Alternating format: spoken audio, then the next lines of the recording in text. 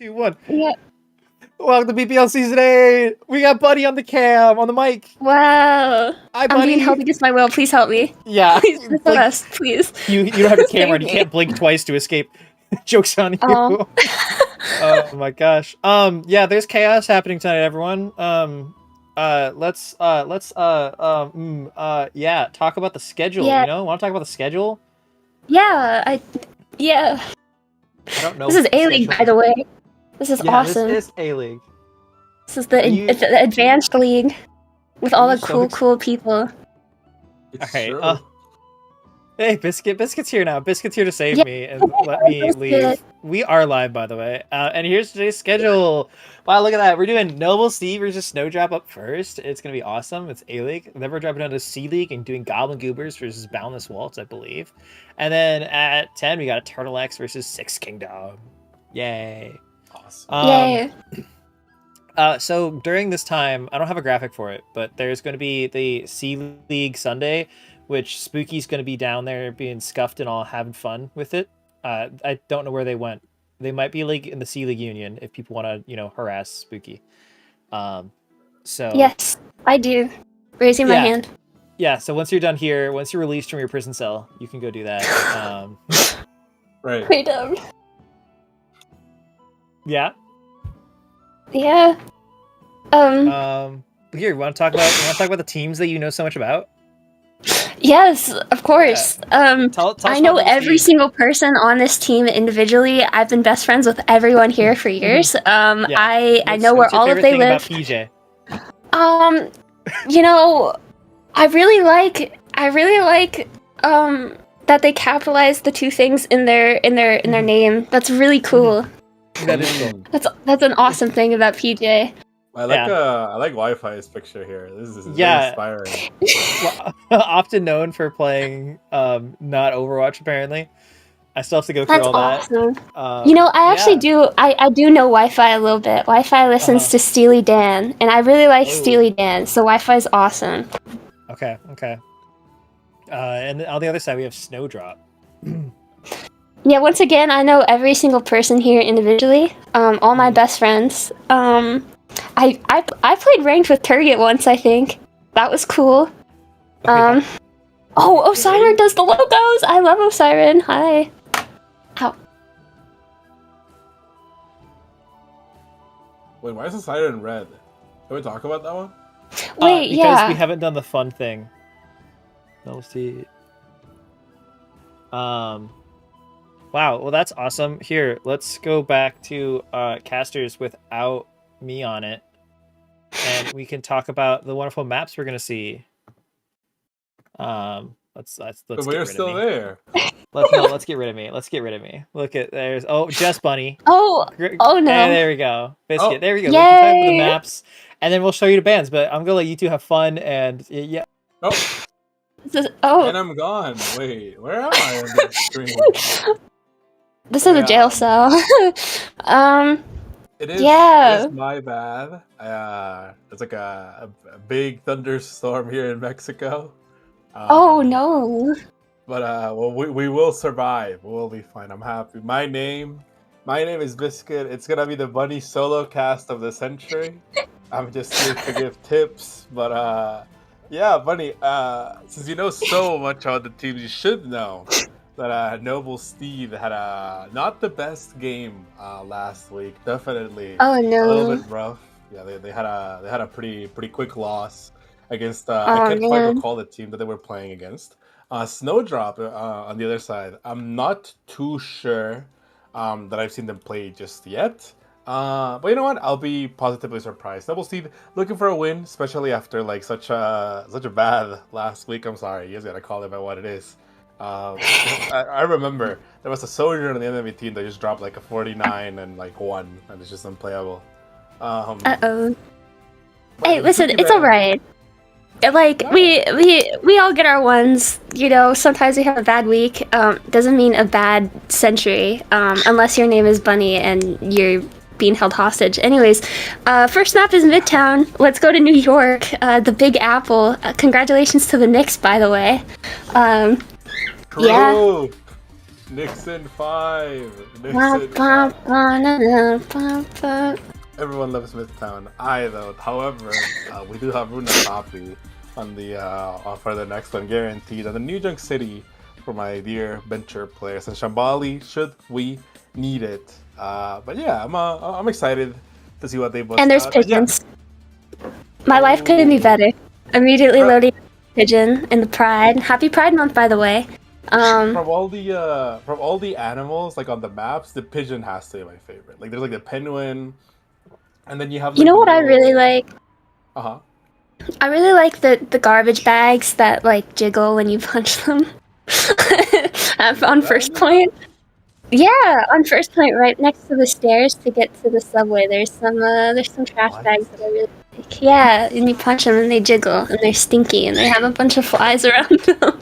I did not know that. That's fucking awesome. I should play this game more for sure. Wait, moving on to our game, that we'll move past the trash bags. We do have Snowdrop favoring the Saria. It would seem walking in to Noble Steed, who's playing a more traditional Sigma comp, definitely trying to hold the ground a little bit more. Minky, oh, big wall. The big wall. Will they find something with it? The first one will pop. Will you pop the second one? I don't think so. Minky is a little bit of trouble, but that's the amp. That's a bunch of cooldowns burned, and it seems like Kairos will be opening our match today with a big tick onto Minky. No more May, no more safety, no more wall to keep them in, and LCS. 100 energy, you just kind of have to send it in here. You just kind of have to run in and assert your authority. Austin running out, but I don't think the rest of the team can really do that. Skies are looking for a big block, trying to secure a pick. They're very going a little bit low. Star Potato mining at them. We're playing Minecraft over here. Just the hands, the very, you have to go through so much just to try and kill Skyzer, and they just will not go down. LCS kind of forced to back off. It seems like they kind of run out of fuel and you don't have really anywhere else to go. That's going to be the Susu and Kairos. Looking for a big bunny. This fight is lasting forever with Wi-Fi though. Come back with a big pick. I don't think Noble Steed is in trouble here. We missed a big rock. And you know what's interesting is I was just gonna say that Snowdrop seemed a lot more disciplined than Noble Steed, with the Zarya getting out really early from BPL jail, being able to escape despite the wall and everything. And it's just kind of confusing. Despite everything, they were able to still hold on despite losing someone. You know what? Good on them. Yeah, they lost their players so early, but they're still kind of able to just play slowly, back up, make sure no one dies. This Kitsune though is going to be like a declaration of war going in. Skies are finally in first pick onto Pollo. This grab trying to get someone back, but that just threw 2 balls that he just went through the rock, trying to get the kill. LCS has no more resources, but they do not need them for Skytra and Minky to go down. And you said that we're disciplined, but I think Noble Steed definitely looking a little bit desperate there for the picks and falling in return. You know, for sure, I definitely did not respect the fact that they kept going into the tiny little room knowing that the Mei was waiting with her tiny gremlin hands, just aching for the wall, but it didn't matter at all. The Zarya was still able to live, and they used their rush on Noble Steed, so this is a really good fight to be walking into.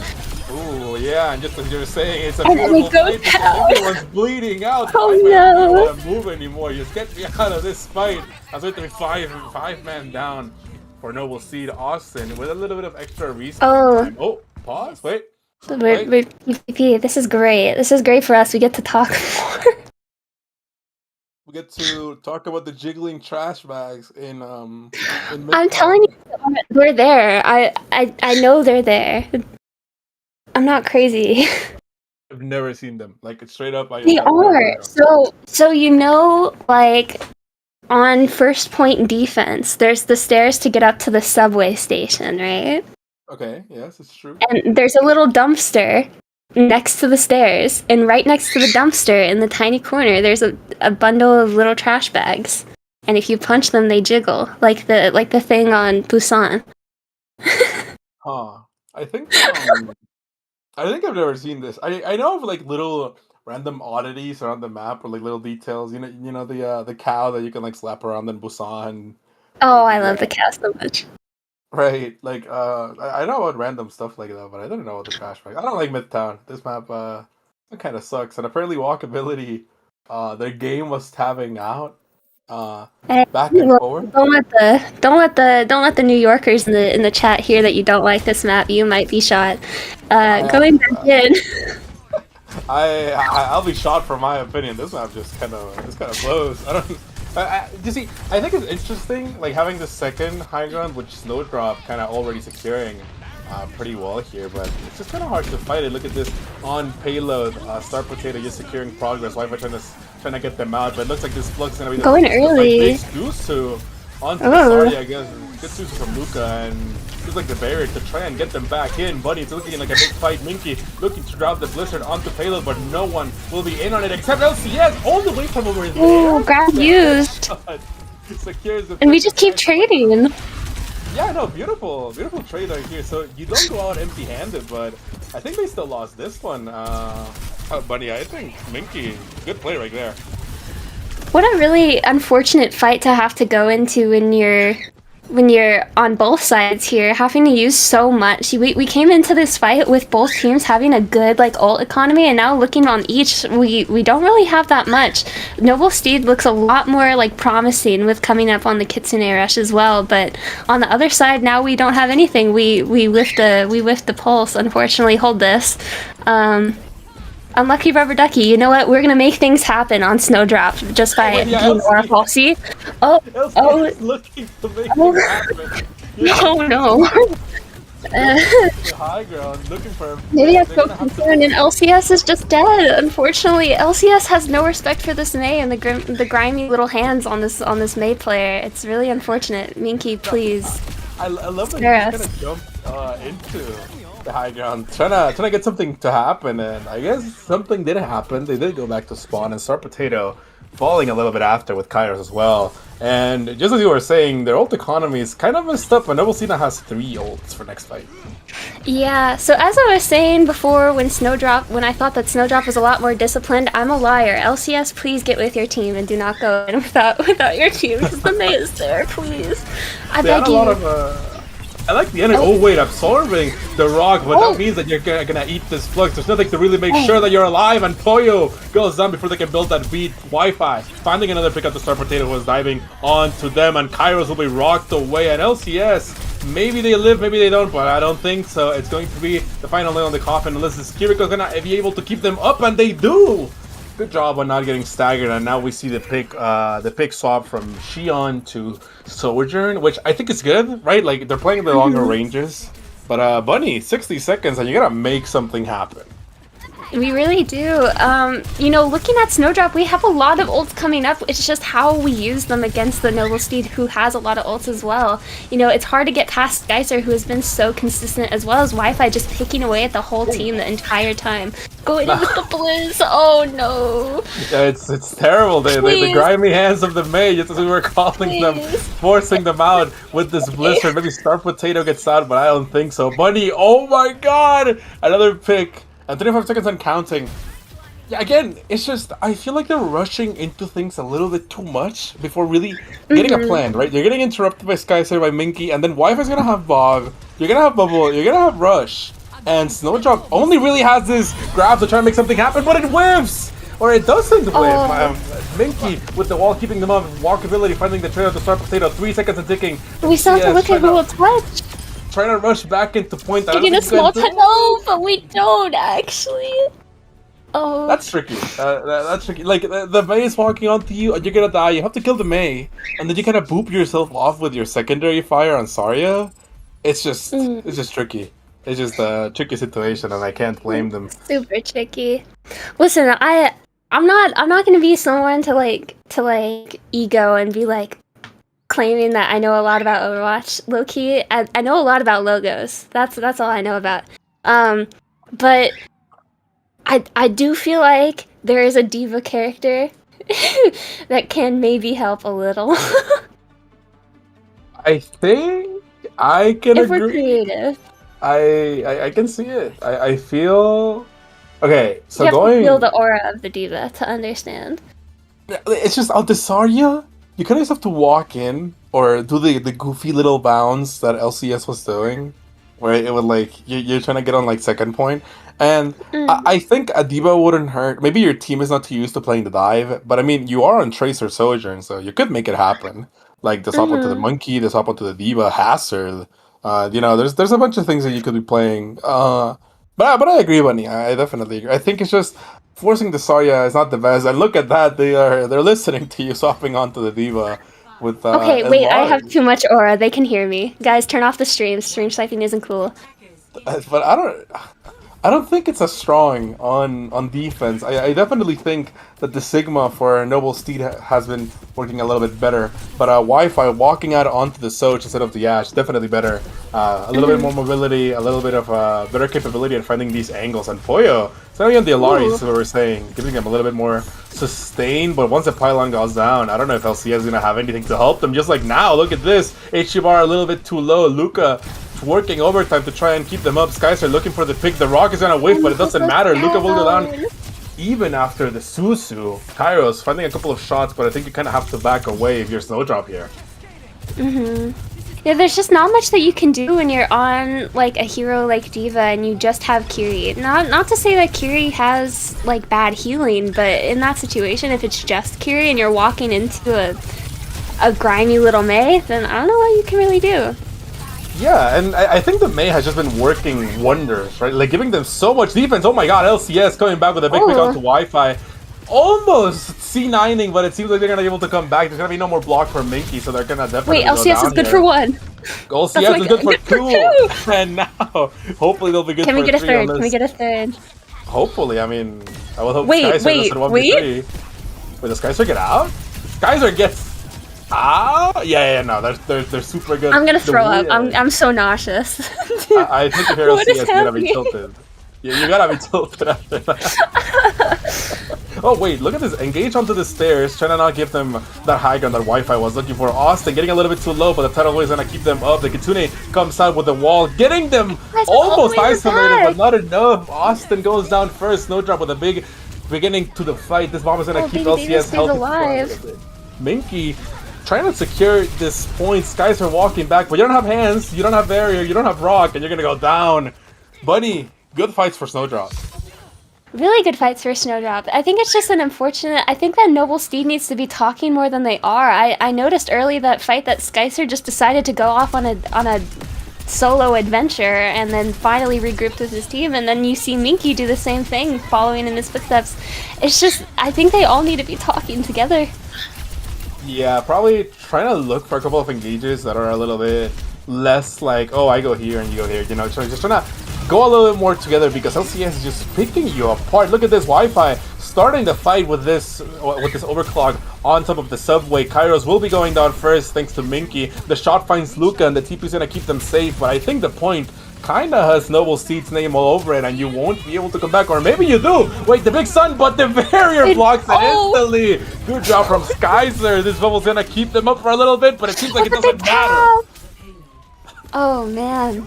Well, sometimes unfortunate things happen. The fight gets cleaned up. There's still Baby Diva in the bag. That's just No longer. heartbreaking. It really is, and you know what? Noble Steed gets away with that too, if not having really bad like ult economy either. They're coming. Skyzer is coming up on another pickup. Oh my god, on another up use.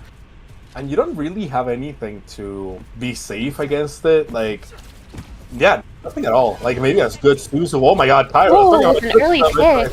That shot onto Wi-Fi is gonna give them a good start to the fight. Minky getting dove by LCS, but it seems like that wall is gonna make them swap places magically. The payload is still moving. Thanks to Star Potato stops for a little bit. LCS looking to engage into this backline, but nothing just yet. The Susu gets burnt, and Bunny. It's a little bit of a scrappy fight as Skycer not looking too healthy here, though. It's looking a little bit dangerous. Star Potato has been going on to the backline of Austin the whole time, but Austin's able to defend himself with a big flex. Oh my gosh. What is happening? Sigma can't dive. I love that. You're flying around the wall to find the pickup onto this DPS. Look at this, the final pick onto Poyo. And Bunny, it's looking a little bit over. The bomb stalling. What? Oh! That's my Minky die. Hello? It's Aura. That's wow, actually, like, mind controlled into walking. Yeah, but this could be everything right here. And I think Kairos a little bit overcommitting with this overclock. The entire team is already kind of out. Maybe you'll be able to find a shot or two, but not much after that. The Rock, though! Sending them back to spawn. And how can you stabilize this? You don't have any ult, and Noble Steed is gonna have a Noble bubble. Steed's just gonna press it. Yeah, I think they're gonna just bubble They have both in. support ults and another uppies. Oh my gosh.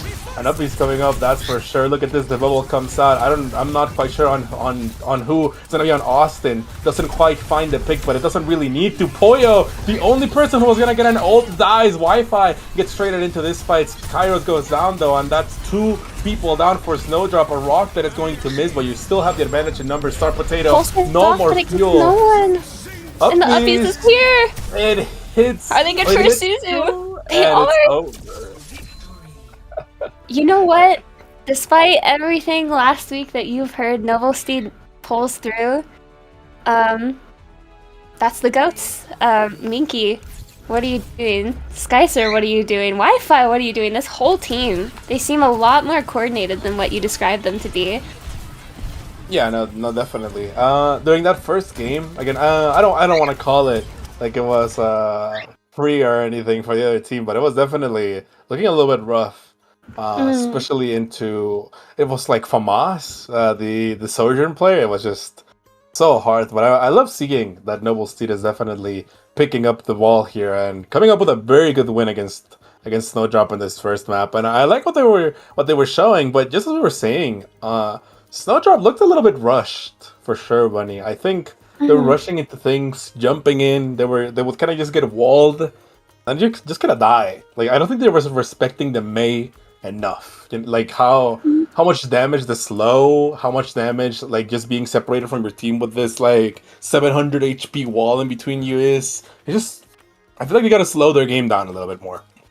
For sure. I think that's the entire story from the very first fight that we saw to the end of it. It's just I think Noble Steed seems very comfortable with this Mei comp that they're running. You know, Minky seems very practiced. And you know, even though that very first fight where they had such a good wall on that Zarya and the Zarya got out and lived, the fact that they were still able to like persevere through that instead of like deciding to swap onto something else and get the result that they did, I think that's very honorable. Good job, Minky. Yeah, and I agree with that. I do feel like probably the Zarya is not the option. It's just looking or even then, like just the Sigma.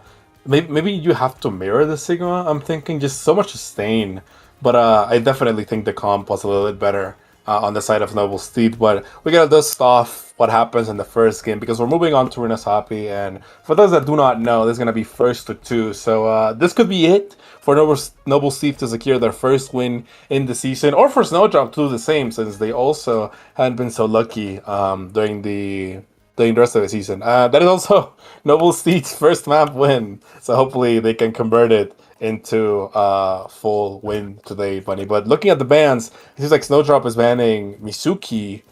I definitely don't mind that, especially since they were playing like Diva. Maybe they were looking for a little bit of a dive comp, and the change can definitely hurt you a little bit more. But I also don't like this map, so I wonder what they'll play here. Yeah, we'll see. You know, all things considered, regarding this next map, if we have the pleasure of going to another map after this, then Mizuki is back forever. No one can ban him, and no one can stop him. That would be a sight to see. I think that would be nice. I think the character is pretty interesting, and seeing people hit the chains and how aggressive the playstyle can be with the TP and the totem, that would be cool. And a Tracer ban coming from Noble Steed. I'm not particularly sure.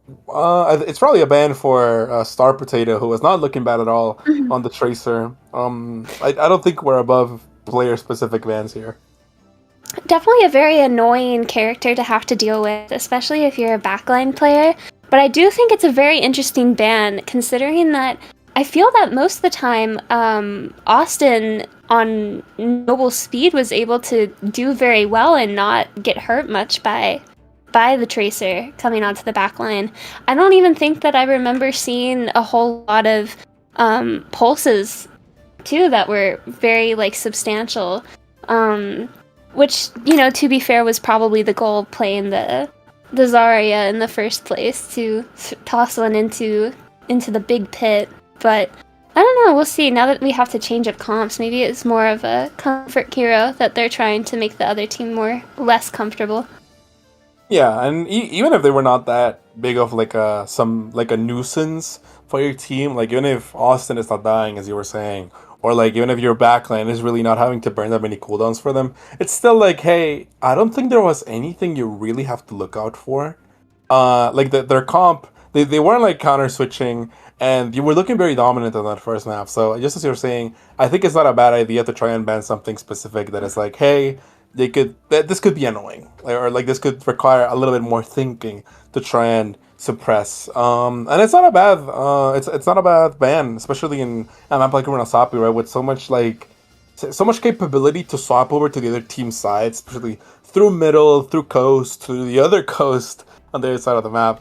Not bad bans from any of the teams here, and we will be moving on to our next map soon. Again, if Noble Steed wins this one, they'll secure their first win of the season. If Miss Snowdrop wins, we will be moving on to Atlas, if I'm not mistaken. No, New Jack City, sorry. New Jack City. Well, I'm sure all maps that we get to see will be very fun ones, regardless. True, and also later, I think we will have some C League representation. C League Sunday, maybe we'll have a bunch of games coming after this one. So if you're a C League fan, definitely tune in for some of those. I love A League. It's supposed to be like awesome and amazing, but C League is where it's at. I love the play, so definitely tune in for those. I don't remember. I don't think there's any, or I don't remember any swaps in players just yet. We're taking a little bit extra. So yeah, we're gonna have to wait a tiny little bit more. Oh darn! But what you said reminded me of the fact is, you know what, A League is A League, but it will never be C League because C League stands for the coolest league. It's in true. my personal opinion. Shout out to what's the name? I don't follow along. Pachisuba. I have some day ones on Pachisuba. Good luck in your game right now, actually. Make sure that if you're watching, tune into all of the games because everyone is very cool. Are there any are you playing in this season? I'm playing in Spirit. I'm basically staff on every team. I know everyone in this league very, very personally. They're all my best friends. Exactly, yeah. I'm playing in this match right now, actually. I see. Okay. Mm-hmm. I like the vibe here. I thought you would be playing, but I guess I'm surprised now. I have a game later in C League, so it's gonna be. Oh. I'm very excited. Shout out that game. That'll be fun. Make sure everyone tune in to all of the games. Shout out BPL. Shout out all of the staff team. All of the producers that make this happen. Everyone, shout out. Have a very, very nice BPL day today.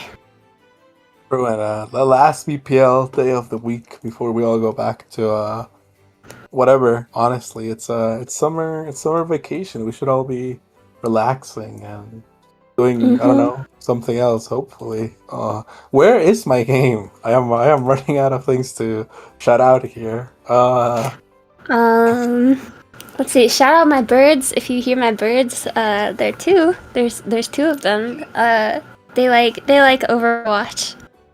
Really? Is that true? Can they speak?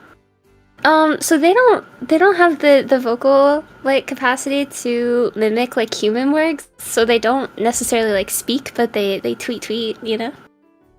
They love Twitter. That sounds nice. I have like two little birds as well. They just kind of chirp here and there. Oh, cute. I love birds. We love animals. Awesome. Shout out everyone in BPL who has pets. You guys are awesome. For taking care of animals that cannot take care of themselves, at least most of the time. True, especially birds. I love the. Yeah. You know, I love birds because it kind of looks like they're always like inherently smiling. You know, like the beak, kind of like the way that it's like the side. If you look at birds from the side, I feel like it always looks like they're smiling. They're kind of That's why I love them. They're awesome. Mm-hmm. I kind of wish mine could speak. You could teach them like Overwatch comms, like Overwatch ult names. So it's funny that you say that because I was just talking with Knock. Speak of the devil. I want to let you know that we're apparently waiting for Turget to come in and ring for Snowdrop, and that's why we're sitting here still. Oh, awesome! So I have no idea. We're just here. Shout out Turget for for that one ranked game they played with Bunny. That one, I remember that one. Early. Oh, that's awesome. Yeah, shout out the meme. Yeah, shout out Turget. Everyone post Turget, the sticker. Good. Post a sticker where? The sticker. Night Rain. Shout out Night Rain. Oh, shout out Noah for that as well. Why is this sticker? Hashtag I remember. Do you not remember this drama from last year, Biscuit? No. Drama. It was the coolest thing to ever happen to BPL. They got paid to ring or something. I don't remember, but yeah, they got like 3 people got like a game suspension because they were paid to ring. What? They were paid with Night Rain or something. I don't remember. That's crazy. And the insider scoop on this situation, despite being gifted Night Rain, they still have 0 hours played. Of course they have 0 hours played. That was last season. So anyways, yeah, bye again. Have fun. Ringer request. Wow. Yeah, no, that sounds right. How could this happen?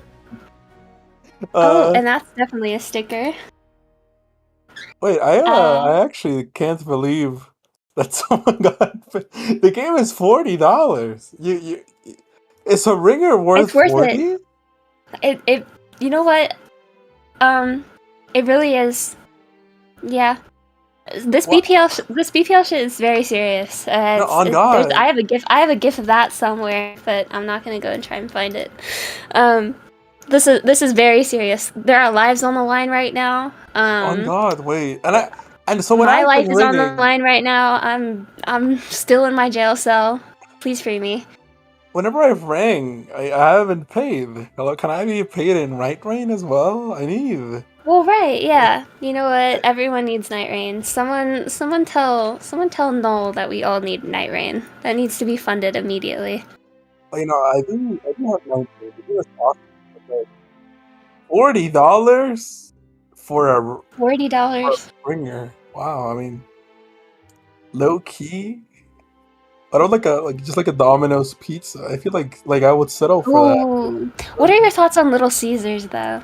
I love Little Caesars is the Winston of the pizza. Little Caesars was there for you when you needed them most, and you're gonna turn your back on Little Caesars now that you're up? I do not stand for it. Little Caesars is the best pizza out of all of the pizza places, and I will stand by that until I die. Have you seen that guy that is like, why are we putting on the fraud? Listen. We have nothing to do. I'm allowed to say what I want, please. Wait, like, have you seen that guy who like is like the Little Caesars advocate, and he says like oh, no. what's y'all's problem with what's y'all's beef with Little Caesars? Like, truly, yes, he gets it. True, and they sent him like a chain, like a Little Caesars chain. Where's my chain? I'm standing up for Little Caesars. I'm a day one. It's true. Yo, it's true. I want a big chain with the Little Caesars man on it. You know, if you're gonna order pizza, like it either has to be Little Caesars or like super higher echelon. You know, like. You either have to go like a fancy, really dedicated pizza place or Little Caesars. You can't do Domino's. That shit sucks. You can't do... That's... we're back. Oh my god. Finally. Free me. I can taste the freedom already. I can see the light at the end of the tunnel. Unless, of course, this one is a Snowdrop win. But you know what? Good luck to both of the teams. I'm not a hater. But yeah, no, I can taste it. It tastes like a $4.99 pie. The two for $4.99. Wonderful. Little Caesars. How I love you. Little Caesars represent, respect the big C. It's true. Runa Keep Safi the is pizza, going to be our map after a couple hours. It felt like hours, honestly. Maybe like. See, so if you had to bet, oh, never mind. Wait, no, there's still time. If you had to bet $40 of Night Rain on one of the characters that you will definitely see from either team, what characters do you think are going to be played right now? Sojourn. You got 8 Absolutely seconds. Sojourn. I think I'm going to see a little bit of Lucio action. Lucio action or shoot me down and never let me have Little Caesars ever again. And it's Sojourn. Hey, and we were both right. We were safe. Someone fund us Night Rain because we were both right. It was not a bet I made. It was an agreement to everyone else watching. Is it Night Rain with like the DLC or like Night Rain? Night Rain and then no DLC, but free Little Caesars. The free Little Caesar spy at the end of cast. I fuck with that. That's good. Oh my god! Wait, guys are rolling out on the big M. Maga on the field. Snowdrop's getting there just a little bit faster. Never mind, we're all so slow. Yeah, no, everyone is slow. Okay, Kairo's actually first. I like the Reaper from Turget. You know, just very confident they're gonna walk out on something that they can just kind of maul to death with the special shotgun move. Skyser. Oh, and they're in. Trying to walk back onto this. Oh, big stomp here. Engaging. There's really no way out. Wait, the Susu gets burnt so early. I don't think it's a good shot from Luca. Luca goes so low, but they live. Yeah, and it seems like the Wraith form is also going to keep Turget alive. Both teams kind of stuck here in the middle. Skyster looking to walk in a little bit more, and Kairo's on the off angle. And this Maga just reaping through Turget, who's going to go down first for this map. Ugh, looking for a little bit of a shot here, and nothing much, but Bunny is big first pick for Noble Steed. It's absolutely huge, and now we just see Skysert keep on like running in with the slam, trying to clean up the rest. Ooh, good shot. If we can get another stagger here before they're able to get out, and they do, this is just, they're going to be able to push it all the way to the checkpoint, I'm pretty sure. Oh my god, and Wi-Fi with the second pick onto Luca.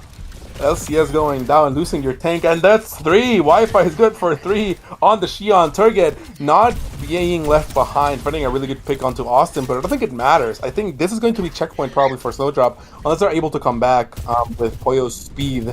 Ugg is kind of set up already here on coast, very strong off angle, especially with the overclock. So this is not going to be a free checkpoint. You're going to have to fight for it, and it seems like Noble Sea doesn't quite want to stay here. They're down one of their players, and Skyser I think is going to be down for the count. Not much else to do here but back off. Yeah, just really unfortunate. I mean, Wi-Fi is still in. I think Wi-Fi is just going to feed for the quick reset. But you know what? That's not good. That's not bad progress for the side of Noble Steed. I don't think that Snowdrop's going to be able to push very far until they're able to get back in, coming back in with the Xion ult, with the Sojourn ult, with the Kiri ult, with the beat, with everything. There's not much for Snowdrop to match here. Yeah, and I think Noble Steed definitely will have the upper hand onto this fight, but that does not quite guarantee it just yet, especially when you have your rush and your beat coming up so fast. And look at this, it's gonna be Snowdrop starting off the fight, double Kitsune, and this is going to be Ugg trying to find a couple shots with the overclock. Doesn't hit though, not looking good at all. Poyo's gonna give them a second chance at life with this barrier, charging in, and PJ's gonna be the first one to go down. No more Susu, no more papers, and that's going to be Skyser following soon after. The machine guns are not going to keep you alive. And look at what we were saying, right? Noble Steed looking really good with the ults, with Snowdrop like ultimately ends up with the win. Yeah, it's just an unlucky situation where Wi-Fi goes down really soon, but you know, Snowdrop had to commit both support ults for that, while Noble Steed only ended up using their overclock and their Kiri ult.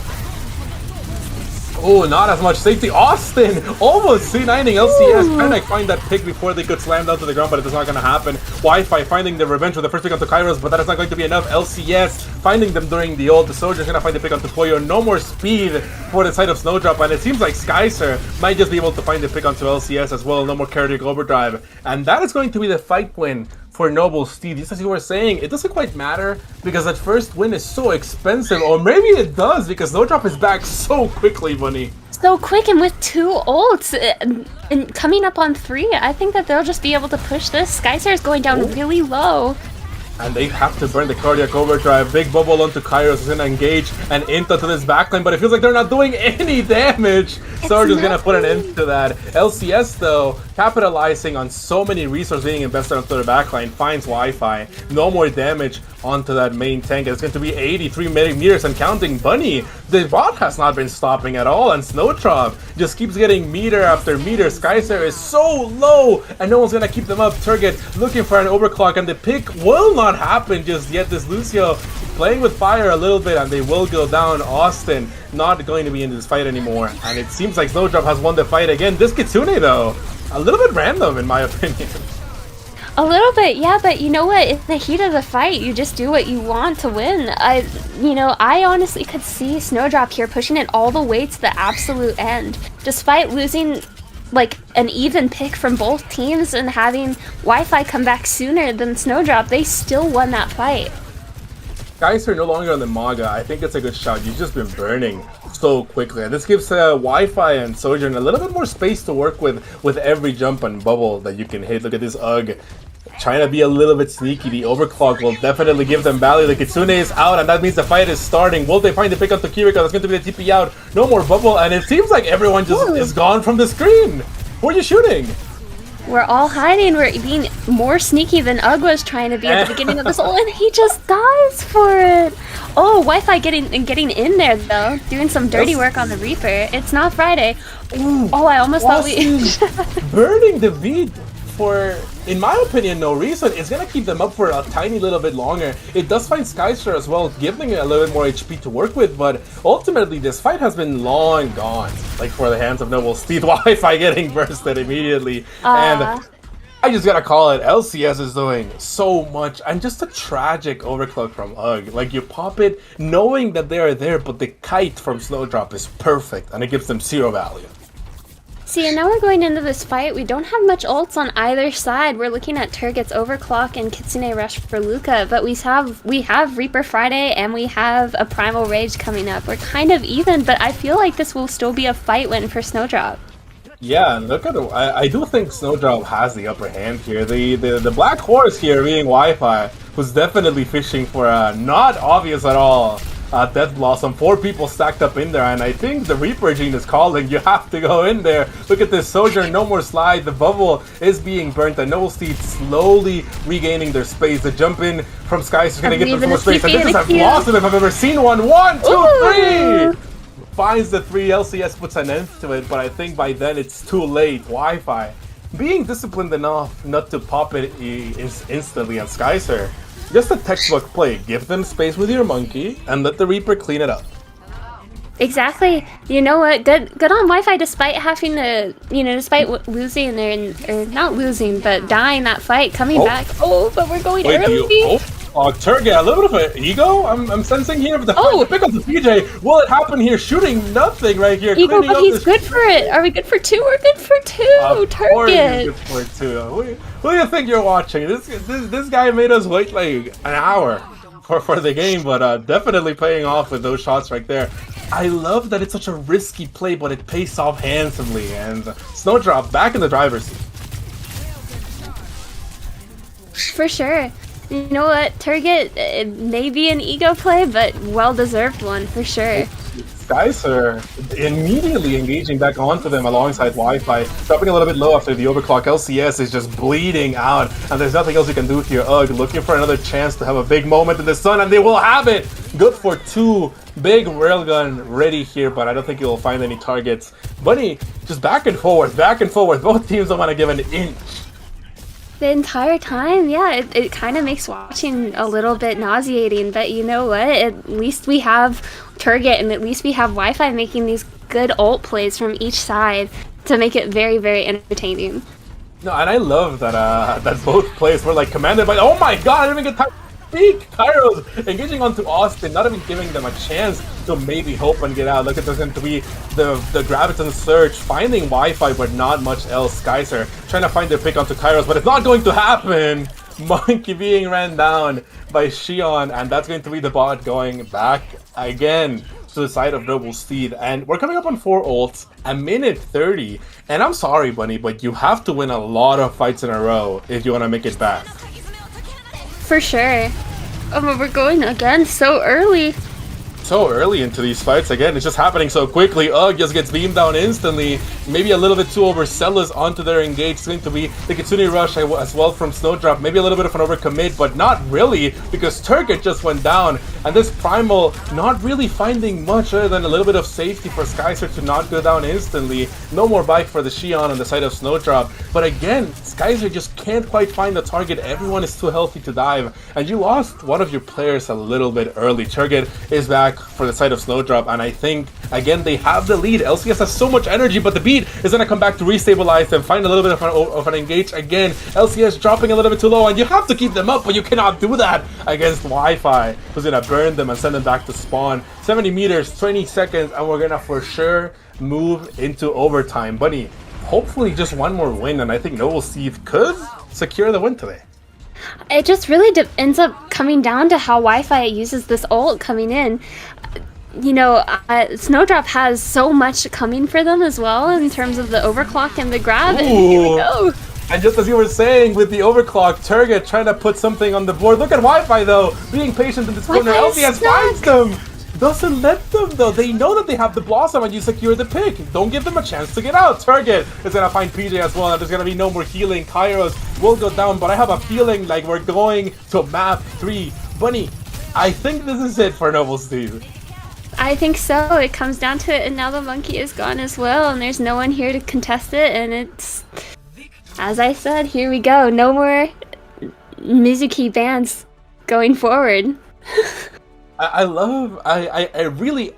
mean, you can never assign, like, when something was done for what reason, but I think you just know, like, if you're LCS, Wi-Fi has Blossom, so you have to solo grab it. Like, the only way you can lose that fight is if that Blossom finds 2 of your supports. You don't have beat, you don't have any real safety outside of, like, maybe a Miracle Susu, and you solo grab, and it seems like an overcommit, but it's the right decision to do that secures them the win, and we're going to map 3. Yeah, and what a good way that they actually decided to do that. Good job on LCS for getting that grab, which I think is ultimately the main thing that won them that fight. And you know what's interesting is I think that we have to look at even if Wi-Fi was able to get that ult off, we have to really consider if Reaper was even really the pick there. To be honest, while we were watching, Wi-Fi was coming up on ult very slow. Unfortunately, playing Reaper was getting picked off super early for each fight. We ended up seeing Turget get multiple ults before Wi-Fi even got his second Blossom, and I think that was ultimately the dagger that caused them to win this, or caused them to lose. Yeah, I think it's just, I think the Sojourn was definitely the better pick. Like, you're into Saria, I can see why you would pick it, like just trying to burn them after the bubbles. But again, when you're picking it on the side of Snowdrop, for example, you're doing it for Skyzer, right? Making every dive kind of really, really risky. And I think Turget was just looking really clean on the Sojourn at the end of the day. I think Sojourn would have been a good pick. Can't really criticize the Reaper. It got its value a couple of times. That one Blossom winning them a fight. But again, you kind of just have to be... I think both teams were not expecting the level of aggression that they were coming out with at each other, right? Like, we literally had fights that they would end, and then someone would engage in solo, get like 2 picks, and then it would go back to the other side, and the same thing would happen with the other team. So, lots of aggression, lots of dishonest Overwatch, but I love what we're seeing. It's really fun seeing both teams kind of engage, and honestly, a little bit of a different match today. I think we've been seeing a lot of 2-0s, but today we're getting hopefully 2-1, unless there's like some miracle draw. But yeah, Bunny, I can agree with the Reaper pick. Maybe not being as efficient once the game went in late, but now we're gonna move into our last map, and it looks like we're moving into New Junk City. Yeah, and you know what? Who could really be disappointed at a full day of Overwatch? Definitely not me. Definitely not for my jail cell. Just more time to hang out and enjoy and talk about Little Caesars and this gameplay. You know, on the side of Noble Steed, unfortunate as it is, but I think it might be just the boost that they needed to come out just as strong as they did on the first map. You know, New Junk City, I feel like, is a lot more their tempo. Oh, and we're already banning the Tsar. Yeah, no, the Saria definitely was looking it's just, you kind of have to worry too much, like in between wins. Like, at the beginning of the game, it's a little bit easier, zero energy and everything. But then they win a fight, and then you have to deal with like Starry already at like 60 energy, and it's just a good ban. Like, especially in a rush map such as New Junk, where they can just kind of run at you. And the ban, the May ban for Snowdrop, which again, just as you were saying, the grimy hands of the May player Finally. on Yeah, and Midtown. just super unfortunate. I feel like both of these bans here are definitely very personal for each person. You know, Minky coming off very strong on the first map playing just May, and it did Noble Steed a lot of wonders. But you know, the same goes for LCS playing the Czar. Besides the one swap onto the Diva on defense for Midtown, I don't think we've seen LCS play anything else. No, and it's a good ban. It's like again, it kind of feels bad sometimes having to ban a specific player or a specific character for one person. But if it's causing you trouble, like in that, like again in Runasapi, it's just kind of this Zarya shutting you down. Like there were a couple of times where the Sojourn on the side of Noble Steve just really not able to get value because you have this 500 HP tank with 100 energy that does more damage than you and becomes immortal for like 2 seconds running at you, and you can't do much. In Midtown, it's not as much of a problem because again, they can't really get on top of you. But these other two maps, it just becomes a big issue. And just as you were saying early, the Mizuki ban from both teams is really interesting. I wonder if they're actually gonna play it. I feel like it doesn't slot as easily into the comps that they were playing earlier. Where you would prefer the Kiri Lucio, your normal run-of-the-mill like rush comps. But now that it's on the table, I wonder if they will play it, Bunny. So, hopefully We our shall last game. see. I'd be willing to bet a Night Rain and free Little Caesar's pizza that we'll see a Mizuki. And you know, coming into this, as you said, it is very unfortunate to have to make personal or more personal seeming bans. But in BPL, I feel like one of the biggest points is to try and squeeze out any extra ounce of advantage that you can, and I feel like both of these teams are desperate to do that coming into this final map. Final map, and you know, Hopefully.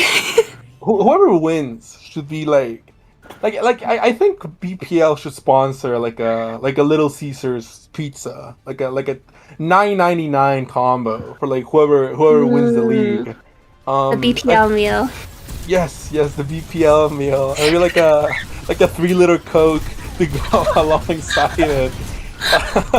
Snowdrop on the Diva comp. I don't mind it at all for sure. Double Reaper on both teams, but no Mizuki. That's what we're saying. It seems like a little bit of a random. So why was it banned if it won't be played by any team? Oh my God, Kairos putting down UG. Big kills for Snowdrop, and this will open up the point for them to take, or maybe not. Wait, getting a little bit too low here. Turget is gonna go down, but Kairos is gonna put Skyser down as well. No more tank. Austin finding another trade, but I think that will be it. Kairos is good for 3. Kairos is really good for 3, and you know what? The inspiration coming from Wi-Fi in the last map, it may not be Friday, but it is Sunday. Sunday fun day. Let's play some Reaper. So it's a Shion Sunday and Reaper Friday next week, hopefully. Kairos looking very good on the Reaper today. Kiri Lucio for both teams. Again, the Mog is coming out, and I think the Diva is not a bad pick into it at all. This Matrix is going to negate a lot of that healing, negate a lot of that constant damage that this character is known for. Coming out, swinging out alongside Skyster, trying to put on the pressure. This bike is going to put a lot of damage onto Snowdrop, and Turget will go down. It's going to be a big move from Austin finding the kill. Noble Steed, though, they capped the point really early, which means that this fight is going to be a lot more costly for Snowdrop than it would be otherwise. Yeah, for sure. And you know what? Coming into this next fight, we're seeing that PJ has just a little bit more ult charge than Luca does. I feel like we're going to end up seeing the rush from Noble Steed very soon instead of from Snowdrop, which is all the difference. Yeah, and you cannot forget that Austin is really close to that beat as well. That beat is going to be a fight swing. Oh my God, double Kitsune almost at the same time. Kairos tempted to press the ult button, and they will. It doesn't find anyone, but it forces out the beat. It forces PJ. I spoke a little bit too early. Skies are going in alongside Wi-Fi, finding the pick here. It's going to be a lot of ults for Noble Steed, but they will find the win. 4 ults, and I got to ask myself, or ask ourselves, is it worth it, Bunny? 4 entire ults? I guess it is. It just 3 versus 4 for a first point? Not bad at all. You know what? Just again, as I said, both teams just seem so desperate. You have to squeeze out every single little bit of advantage you can. The first map on this map, I feel, is really important and really sets the stage for everything else that you do. However, Snowdrop is at a really big disadvantage now because they don't have as many ults as Noble Steed does. Oh, but it looks like they don't need them if they're gonna cage the tank back in. Look at this, the barrier is gonna find a little value. Guys are trying to be a little bit greedy, finding a stomp, but it won't happen. They will go down. Those shotguns on Turgid. I think the overclock, in the moment, it doesn't seem unnecessary, but now looking at it, I think Kairos was good enough to just finish off that fight. Yeah. And you know what? Now we're set back at a place where both teams don't really have much to work with. We're seeing a very sneaky Reaper trying to do something. Maybe left behind by his team. Very unfortunate. Someone save him. Someone uppies. Definitely left behind a little bit, but probably not on purpose. Wi-Fi on the Xion here, looking for a little bit of an off angle, and they might just be able to find it. It looks like Snowdrop is grouping for another one. Austin going down first is not gonna be good news if you're Noble Steed, but Sky's gonna find revenge onto Kairos. Finding the same pick onto Poyo, and this Kiriko getting a little bit too low. No more TP, no more Susu. That's when you gotta call it to your team, and it will happen. They go down, and Noble Steed back on the driver's seat. And Bunny, I think if you told every team that they get like the $4.99 like pepperoni pizza when they win, you get games like these. Like, it's just intense, back and forth. We're playing for our lives here. So much on the line here, my life included. We really need this Little Caesars pizza. It's what all of us are working towards. And what's unfortunate is Kairos is gonna go down soon. Going so low, both him and Turgid. And they both fall. Giving so much space for Wi-Fi to work. Oh, Wi-Fi going again and again. In the wise words of Steely Dan, he goes backjack and does it again. Good shit, Wi-Fi. 3 people finding them, and I love the dive here. Like Skyser playing like an absolute psycho, stomping into 5 people with Wi-Fi with really good follow-up right there. The Kitsune is gonna be ready for a set of Noble Steed, and Snowdrop is gonna have the uppies right here, and I think it will happen. Solo onto the Maga. Holy, doing so much damage. Will they touch point? They will. Kairos finds it, and LCS is good for 2. Look at this. Ugg is trying to find something onto point. Will this be a Blossom? It will not happen. They do not get the ult percentage to rip it off. And this is last fight for this point, and I'm loving the Sigma. It's a big counter pick for Maga. There's always a barrier, there's always hands, there's always a rock to interrupt you, and this is gonna be rough for Noble Steed coming back. It really is. Kairos who has been notoriously good for one each fight at least, is coming in with the Blossom, and you can definitely expect to see something come of it. Ooh, and you gotta look at this. TPing in, using the Wraith. They also have the Blossom, but nothing else to go off. Well, you don't need to when you can find Luca just like that. Wi-Fi with a big headshot on the target to finish off the rest of what's left in Snowdrop. And I love the engage. It's so it's the most obvious Blossom. Not trying to be disrespectful, but it's obvious that it's gonna happen, and it still gets value. It really does. Ugg coming out on the Reaper, getting a little jealous about me talking so much about the Kairos Reaper, trying to say, hey, I'm here too, but we look at Ugg actually swapping. Yeah, swapping onto the Sojourn, I don't hate it at all. Giving them a little bit more range, a lot of burst capability, and look at this, guys are almost. Ooh, that stomp would have found Kairos' head for sure. Look at this, trying to chomp down onto Skyzer, and it won't happen. Austin with the big pick onto Kairos. No more burst, no more shotguns, no more Reaper Friday. Wi-Fi's gonna find a pick up to Luca. Turgid finds the trade, but I don't think it matters at this point. Maybe Skyzer dying would, but that guy is out of there, and the point belongs to Noble Steed. LCS finding a couple of shots in here to build up their ult charge. They're almost at another uppies, and Bunny, this could be the last point. It really could be. This pizza becoming very serious for both teams. We're already committing. Poyo using that beat. I love that it keeps them alive for a little bit longer. This Blossom fight too. The uppies is gonna put down Skyser, and that's gonna be 4 people. Kairos clipping it for sure. Standing for still sure. for I saw the stand still. You're not slick, Kairos. Hit the emote. Hit the emote. This pizza is very serious. Hit the emote and the spray. This might be last point of Noble Steed. captures, but Bunny, that doesn't mean that the game is over. It's only over once it's over. Luca is gonna have the rush to find the engage, and PJ won't have it just yet. So this fight is kind of all in the Kiriko's hands. Will they be able to find value with this rush, or will they just kind of perish? Look at this, the engage coming in from Snowdrop. Skyser stomping onto 2 people. Turget goes down. Luca as well. He's good for 2. Will they find a third one? I think so, because Kairos after this well, no, we're even. It's entirely possible, but Kairos dies anyways.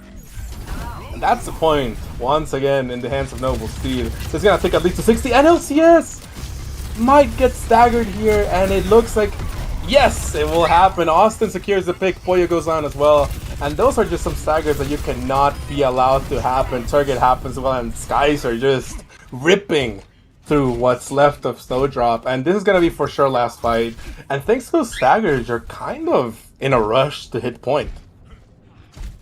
Yeah, definitely, and both teams now are getting just a little bit nervous. We can see the light at the end of the tunnel, and Snowdrop especially feeling the pressure, coming in with nothing, trying to build the overclock to match this one.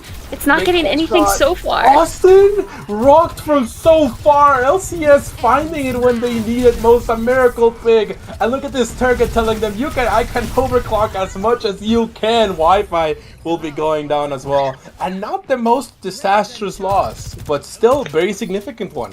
Once they come back, it's going to be last fight for point, and you don't have any ults other than maybe Austin, who died early in that fight, and probably the reason that Snowdrop was able to win.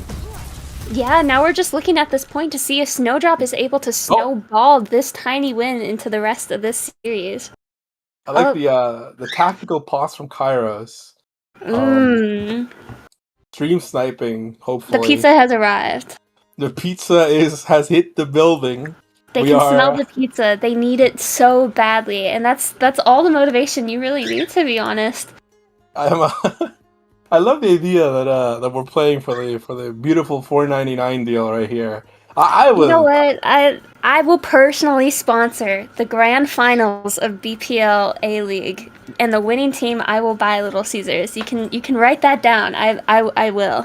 We're putting this is very important. We're putting it down on the board. We're pinning it. The winner of the season gets the wait, but who gets the pizza? Like, if they all live the winning team. Like, all of them get a pizza? Like, is this the biggest deal in history? Yeah, this is the biggest, and I think the very first winning pool, or prize pool, in BPL history. Wow, you heard it here first. A-League is getting serious. Just like this fight. Look at this. Getting harassed, just hounded by Pollo and Turget, finding the pick onto them. Wi-Fi finding maybe a pick here if they might be able to, but the TP is out. Austin finds a pick onto Kairos, and this is going to be Snowdrop with big HP bars for all of them. LCS getting a little bit too low, and Wi-Fi is good for 2 and 3, sealing the deal. And once again, putting them from on the board Wi-Fi doing the dirty work that they needed to win the game. Wi-Fi heard the call. Despite losing one at the very start of the fight, it didn't matter. They wanted the pizza that much more. I love what Wi-Fi was able to do with their ults. I think basically the entirety of the game they were just kind of securing 3 picks at the very least with those ults, and lots of value for sure. For sure. And you know what? I think we can talk about Wi-Fi all we want. Wi-Fi definitely proving their value, but I think what we have to talk about more is just Skyser's consistency. Oh, and there it is. The hot and ready Little C's. Let's get it done, people. Let's get it done. Good editing. I really like the editing. Thank you, production. Thank you, prod. Double Steed finds the win. But now the bigger question is, who's gonna get it? Who's gonna get the 11 box set at the end of the season? This is a good first step. It is. It's a very good first step and a very good first win. Something that you definitely need for your confidence going forward for the rest of the season. Going into eventually what will be the playoffs, it's wins like these that you need on your back with your team, like building up that consistency and building up that trust with your team to know that you have your Wi-Fi with you, your Minky, your Austin, always playing consistent is what's going to make all the difference in winning eventually. The big prize of Little C's. And it's like they weren't able to find their wins at the beginning of the season, but you slowly get together. Right? It's a draft league at the end of the day. You might know some of these people, maybe have talked to them, but it's always a new team. It's always a new vibe. It's even one person being in or out of a team can make a difference. So Well, it's unless you're gonna Requiem, but that doesn't happen every day. yeah, true. Not every team can be Requiem. That's for sure.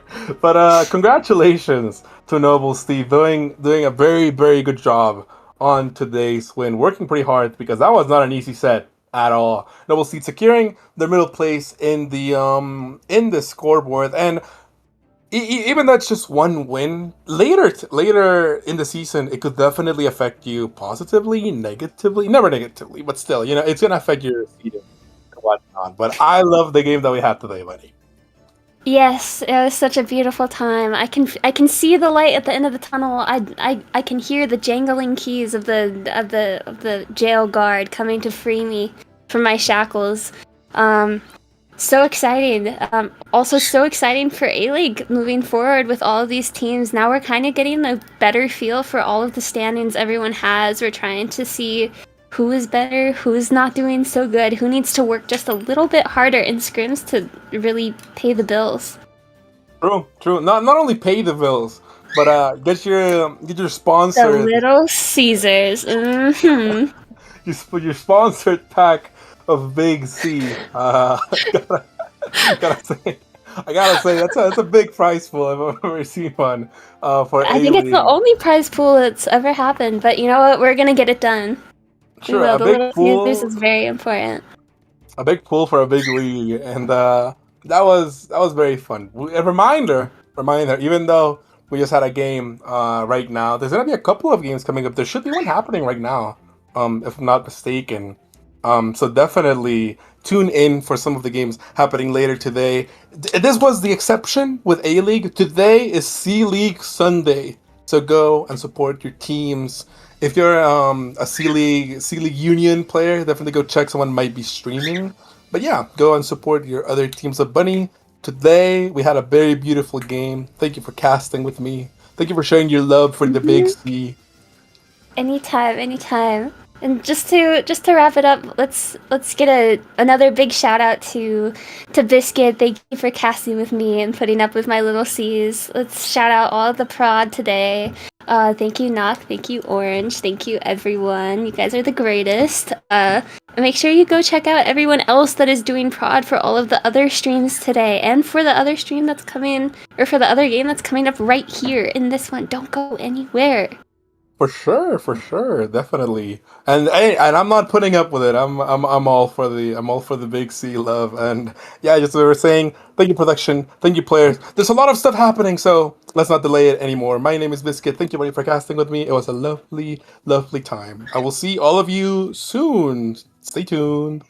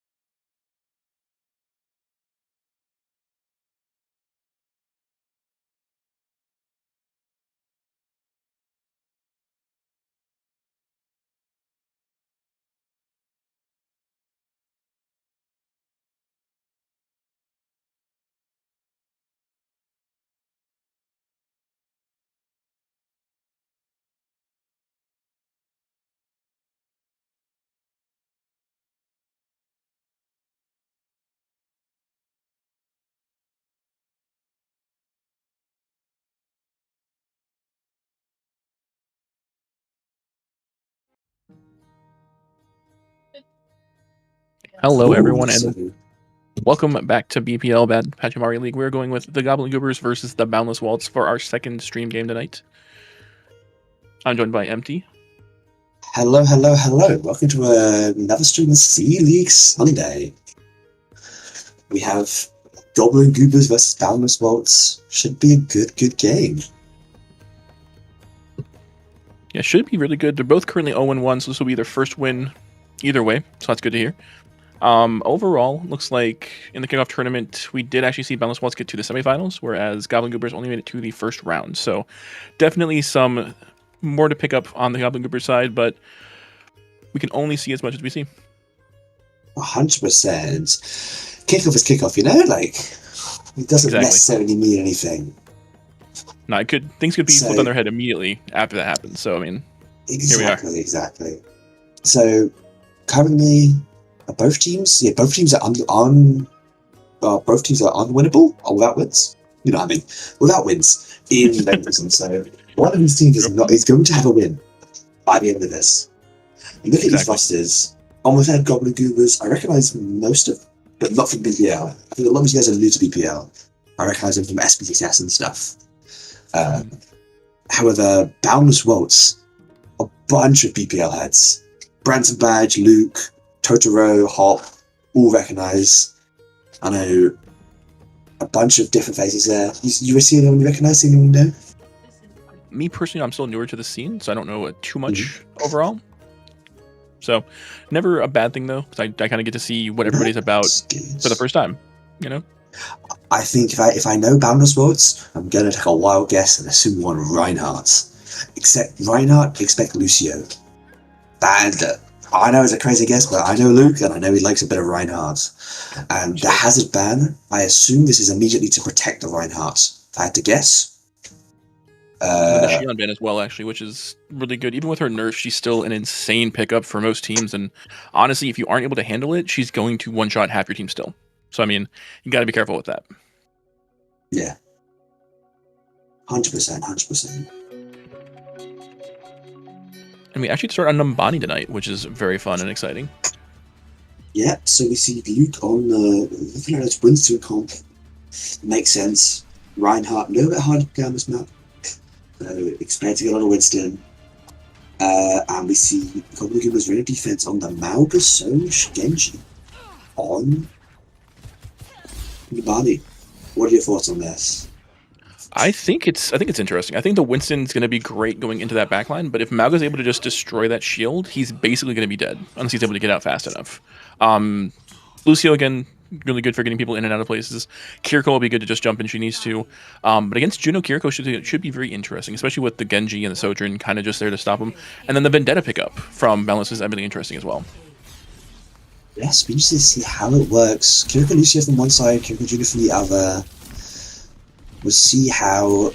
I mean, of course, the Winston can't fight an Alba for long, but if the Winston can jump around, find a squishy unattended, probably can get a lot of value here. Absolutely, and I mean, both teams starting off really well. We do see Winston doing really well with his shield, not just popping it unless he needs to right there, jumping into the fight as well. Vendetta coming in on the point, trying to get Juno, trying to get him, and Sojourn getting close to that Vendetta. It does end up living him though.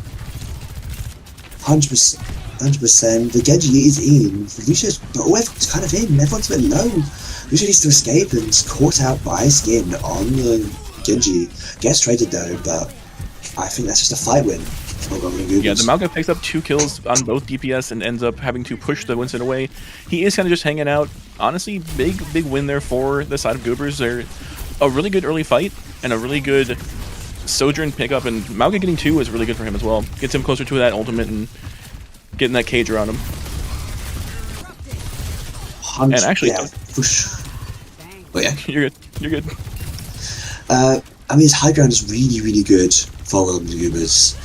It's just a case of trying to outrun the Mauga, and in fact they did, and they found the Juno. Mauga uses shell. Getting caught out. We do actually have, again, Mauga just destroying that shield. Winston ends up living, but barely, and DPS are trying to take him out. We do have the Vendetta getting almost blown up. Winston trying to save her out. They do end up taking the Kiriko out. Mauga gets down on the Vendetta, but does get taken out by the Sojourn, and now we actually do have a 4-3 for Boundless, where they should be able to get this point pretty easily. Yes. Genji in. Hopefully get traded. caught out and dead. That is just a fight win. First side, Boundless Worlds took a while, but it's okay. And we have the support dogs coming online.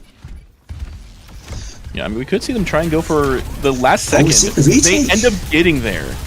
Mauga just going for as much damage as they can. They do have the Kiriko. They get 2, 3.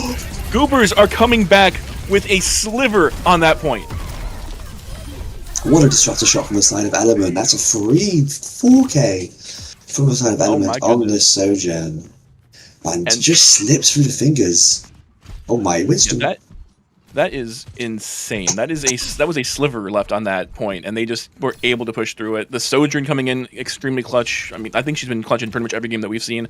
Mauga just putting in as much work as he can, getting the healing, getting the Kiriko Zuzu down onto him. He got to stay alive as long as he needed to. And actually, we do have double Kitsune Rush coming in as well from here. We see Winston just trying to keep them off the point, or trying to get onto the point himself, actually. Genji is getting called out, gets taken out by the Winston. Element getting an ultimate kill. He does pop the big monkey. He gets stuck in the cage fight. Cage from the primal. Oh my goodness. We have the beat. We want to flip this.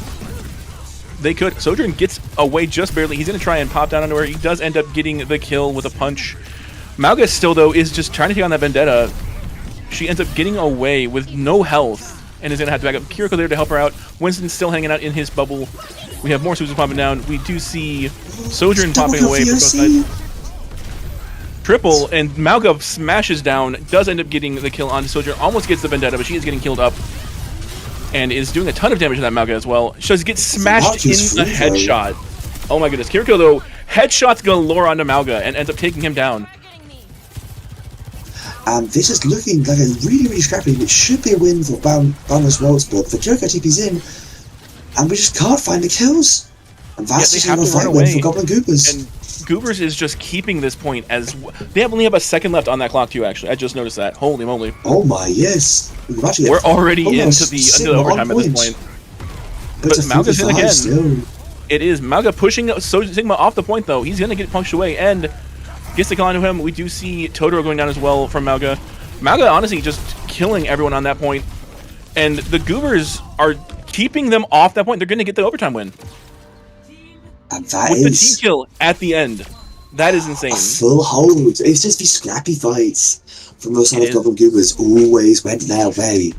Trades upon trades upon trades, but then was it the Sojourn was killing 3 out of Spawn? Was it the Mauga getting a major mystery storm or just one-shotting someone? It was all these scrappy fights, these clutch moments. They should have lost. They were down them as they should have lost. They should have. They honestly should have. But the Mauga push in with the Kiriko honestly saved them on that last point.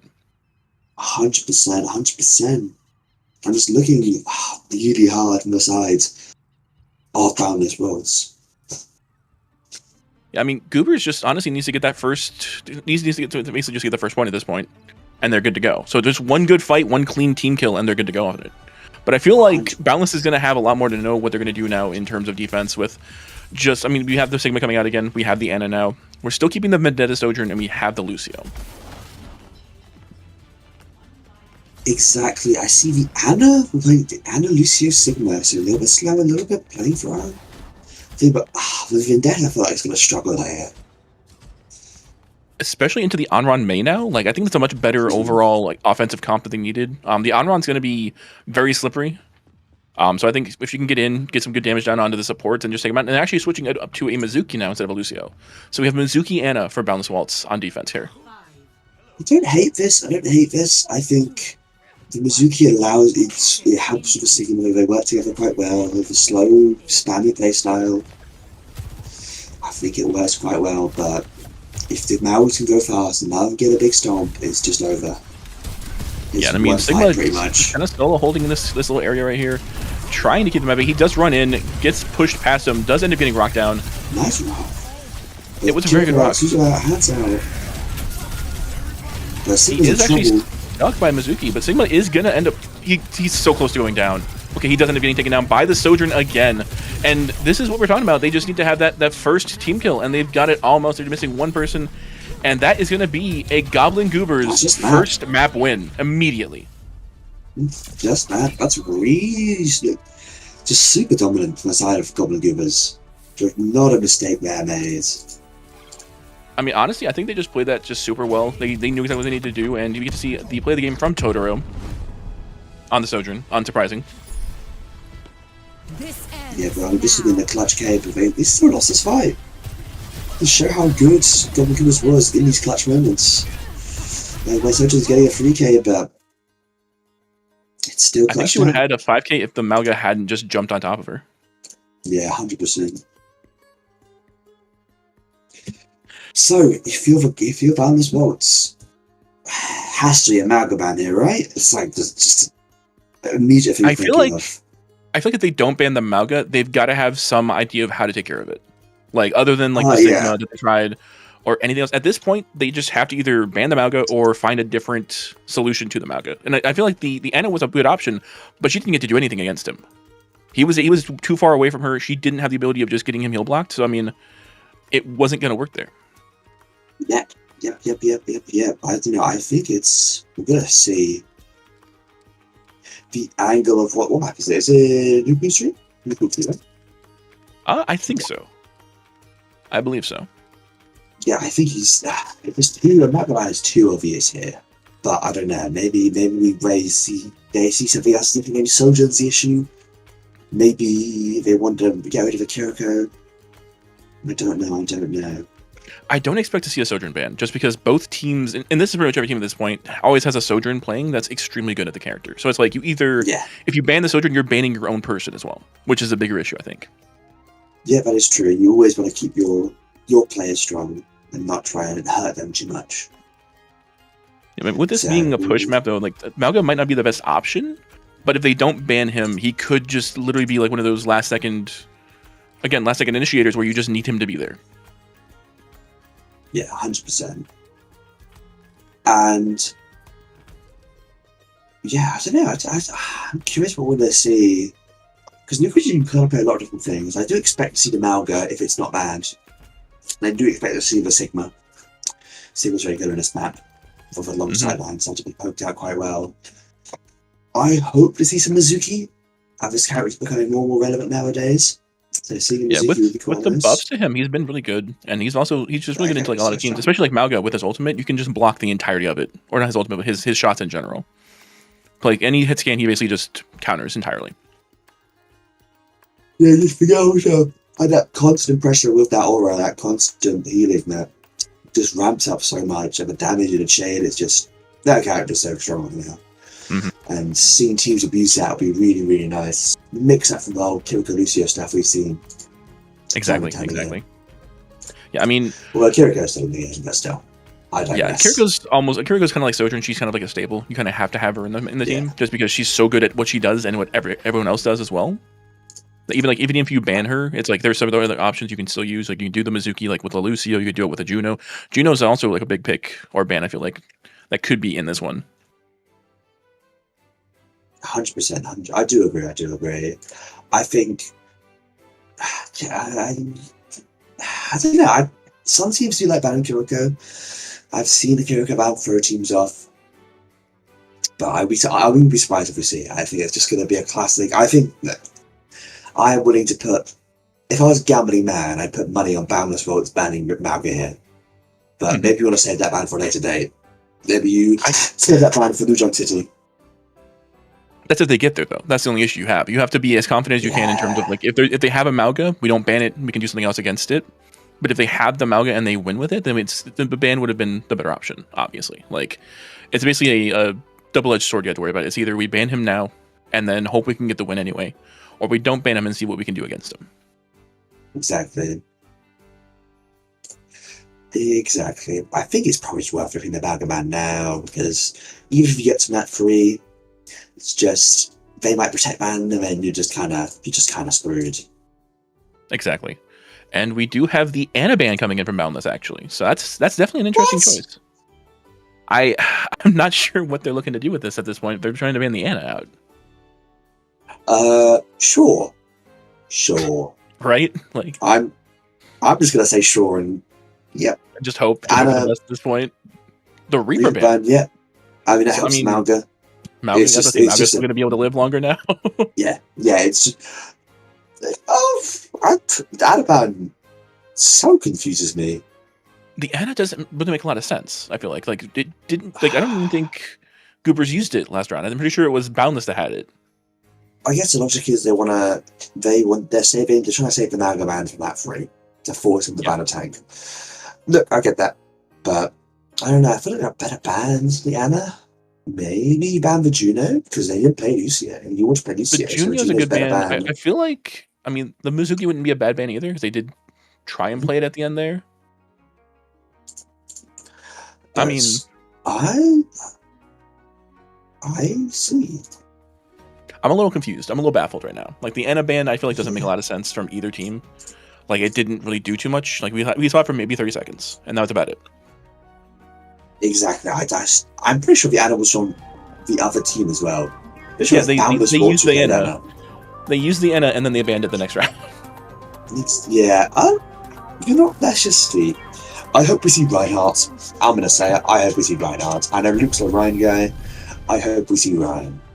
I feel like we could see a Ryan here. I think Ryan's not a bad choice either. And there is a Ryan actually from Kyria actually is doing Ryan. So Ryan both sides. We get a Ryan matchup. Let's go. Oh, the Malga guy's been subbed out.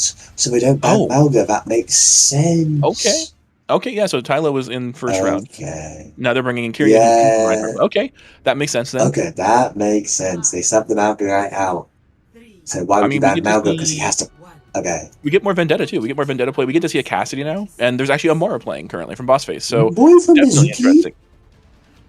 Okay, this is a crazy kooky comp from Boundless. I'm liking it. I like the. Sometimes you have to do it to get that edge, though. Like if it's going to confuse them, it might make it better for you.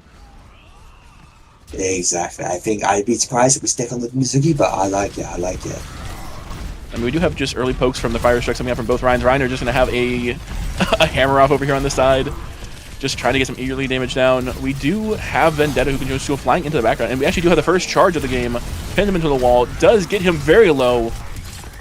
Is he going to be able to get the kill onto Ryan? He may. The charge comes out, gets pushed into a wall, and he does end up dying to Genji there. I would say Ryan with speeds kind of beats Ryan without speeds. Yeah, however, point's been stolen. Yeah, Boundless is doing a good job of just getting that early push. I think Vendetta may end up going down here. Does get the blocking off, though. No. The amount of damage you can block with her is insane, honestly.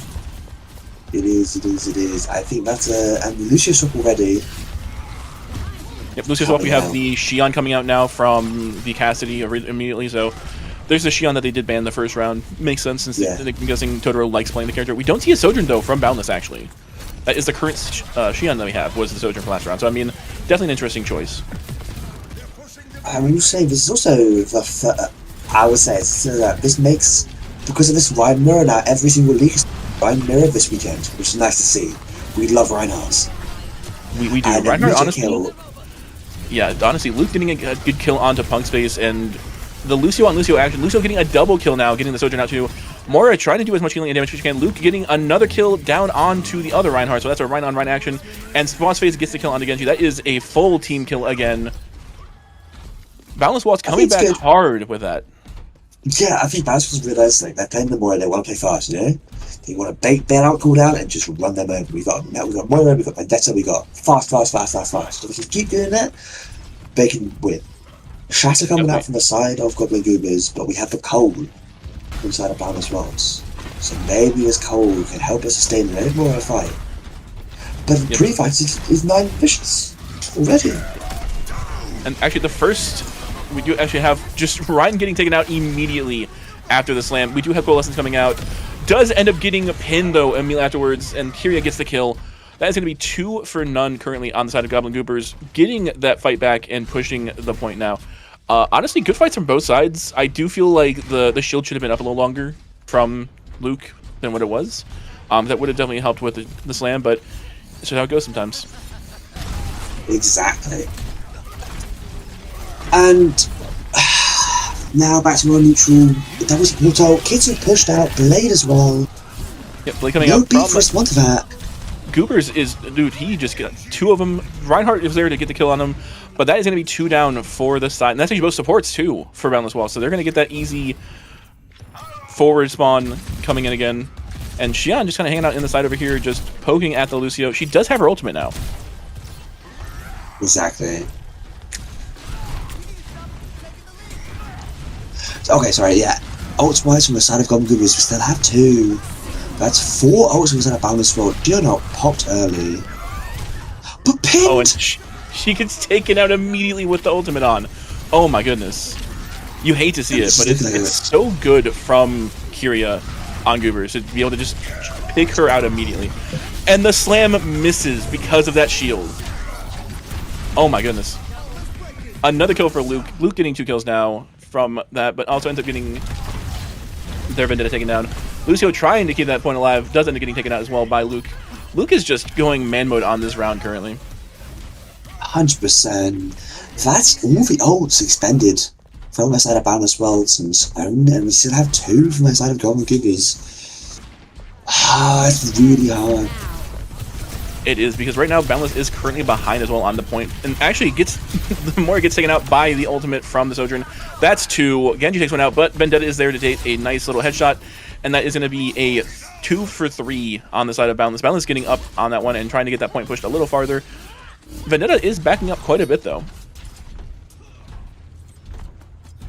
Exactly, and get a Coppers, maybe we get checkpoint from this? That'd be really nice. They're trying to, but the deflect from Genji getting that Fire Strike point back as well. Very well done, and they are going to get that point starting to push towards their side. We do see Luke coming back in, trying to get some more push in, trying to get that space being made. Very strange, and Genji actually getting another kill onto Vendetta with a punch. Yes. This is... we're close to all the Boundless Worlds. They might decide to fight this. They've got the color, they've got the shatter. The shatter from Goblin Goobers. The Coalescence when he catches the goal by the slam from Kyria. Gets 2 now with the Lucio help. We do have Xion getting taken out by Lucio as well. Honestly, the Coalescence was a really smart idea, but she started it way too close to Ryan's face, I feel like. Exactly.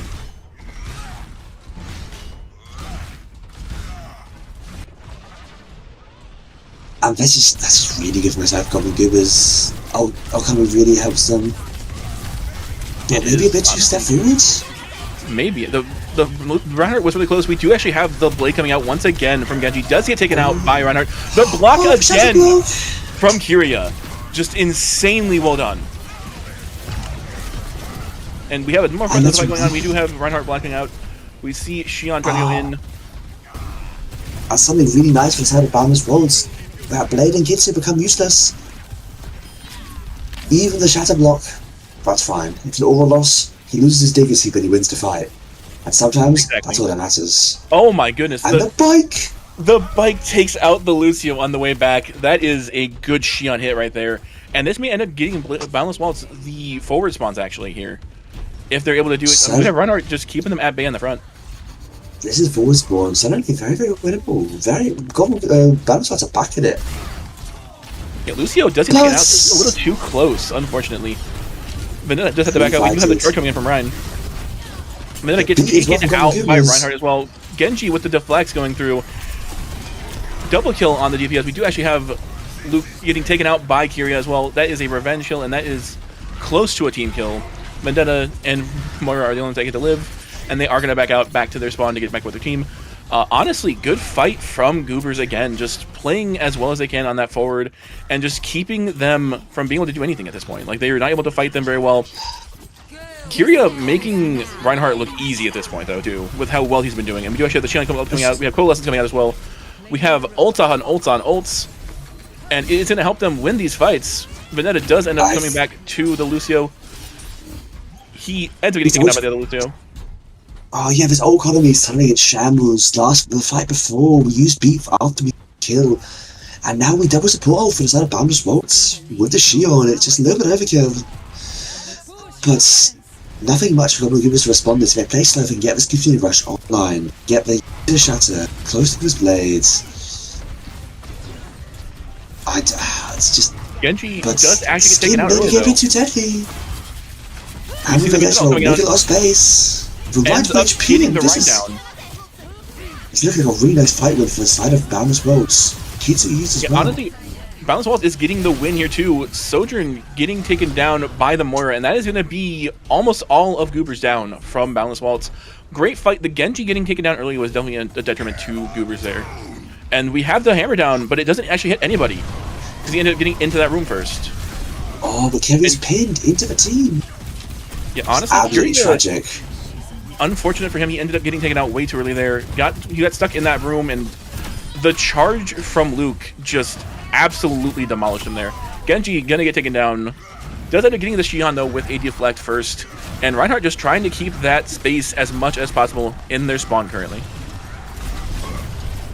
Oh, good charge back.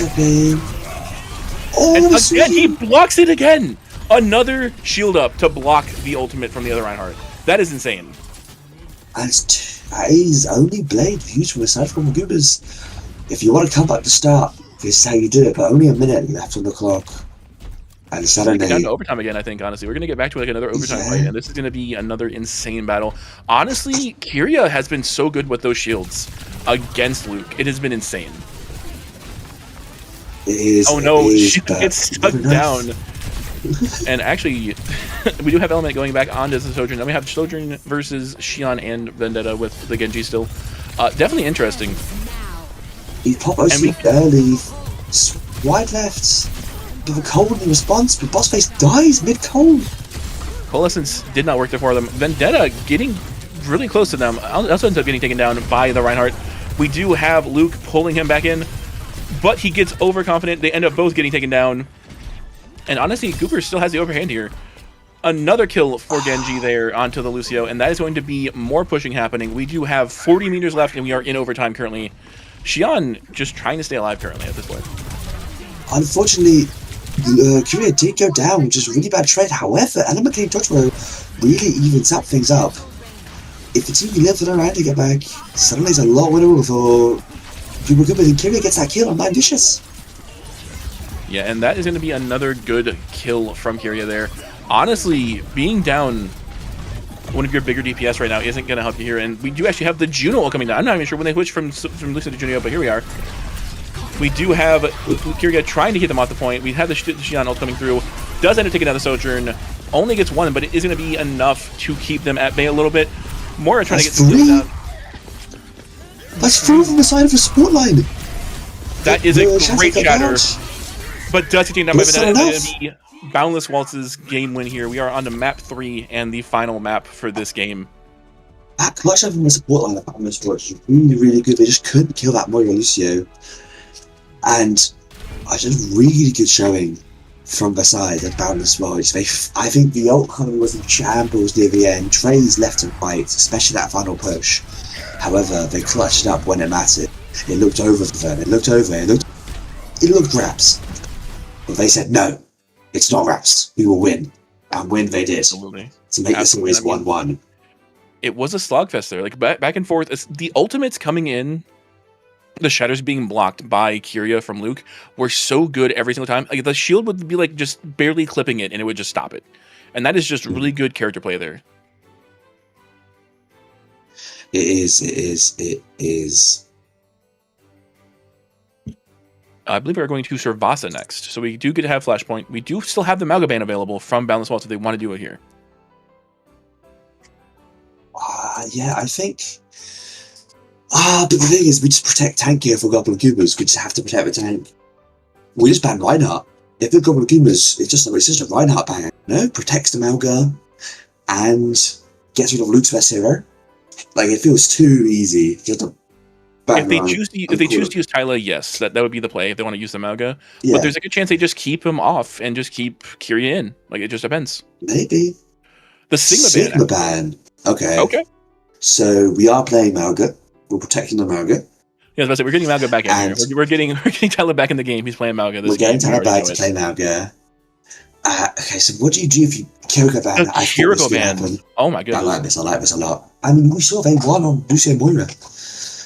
Yeah, I mean, it worked really well. You could do Mizuki Moira too, to be fair, and they both worked really well overall. I mean, they have options. The Kiriko isn't needed for them. They showed that last game. The Lucio Moira did really well. The healing was still working up.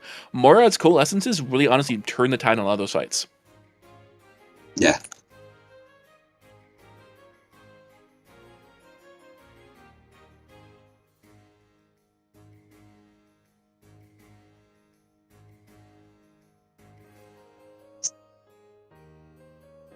No, okay, so probably we're going to see a Reinhardt. There has to be a Ryan coming out from the side of Boundless Waltz. Ryan probably very something like Ryan probably the Vendetta.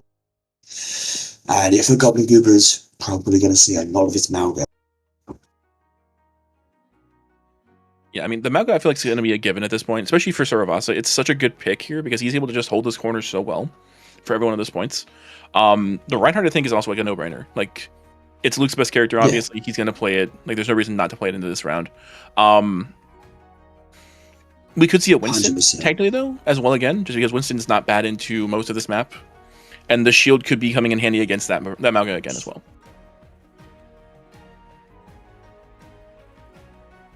Yeah. It just seems like a no-brainer. But we will see. If we've seen him clutch up, the Lucio and Moira can take them off guard. And I think this could actually go either ways. It just depends how well can we shut down this. Does the Kiriko required? Yeah, I mean, the Kiriko, I feel like it's not going to be too much of an issue. I feel like having an Ana at this one might be good if they are going Malga, just because it's going to be a great counter to him. And to a good portion, because it can't Suzu it, so you can't get rid of it. So like you can peel block the entire team if you needed to. It just depends. Exactly.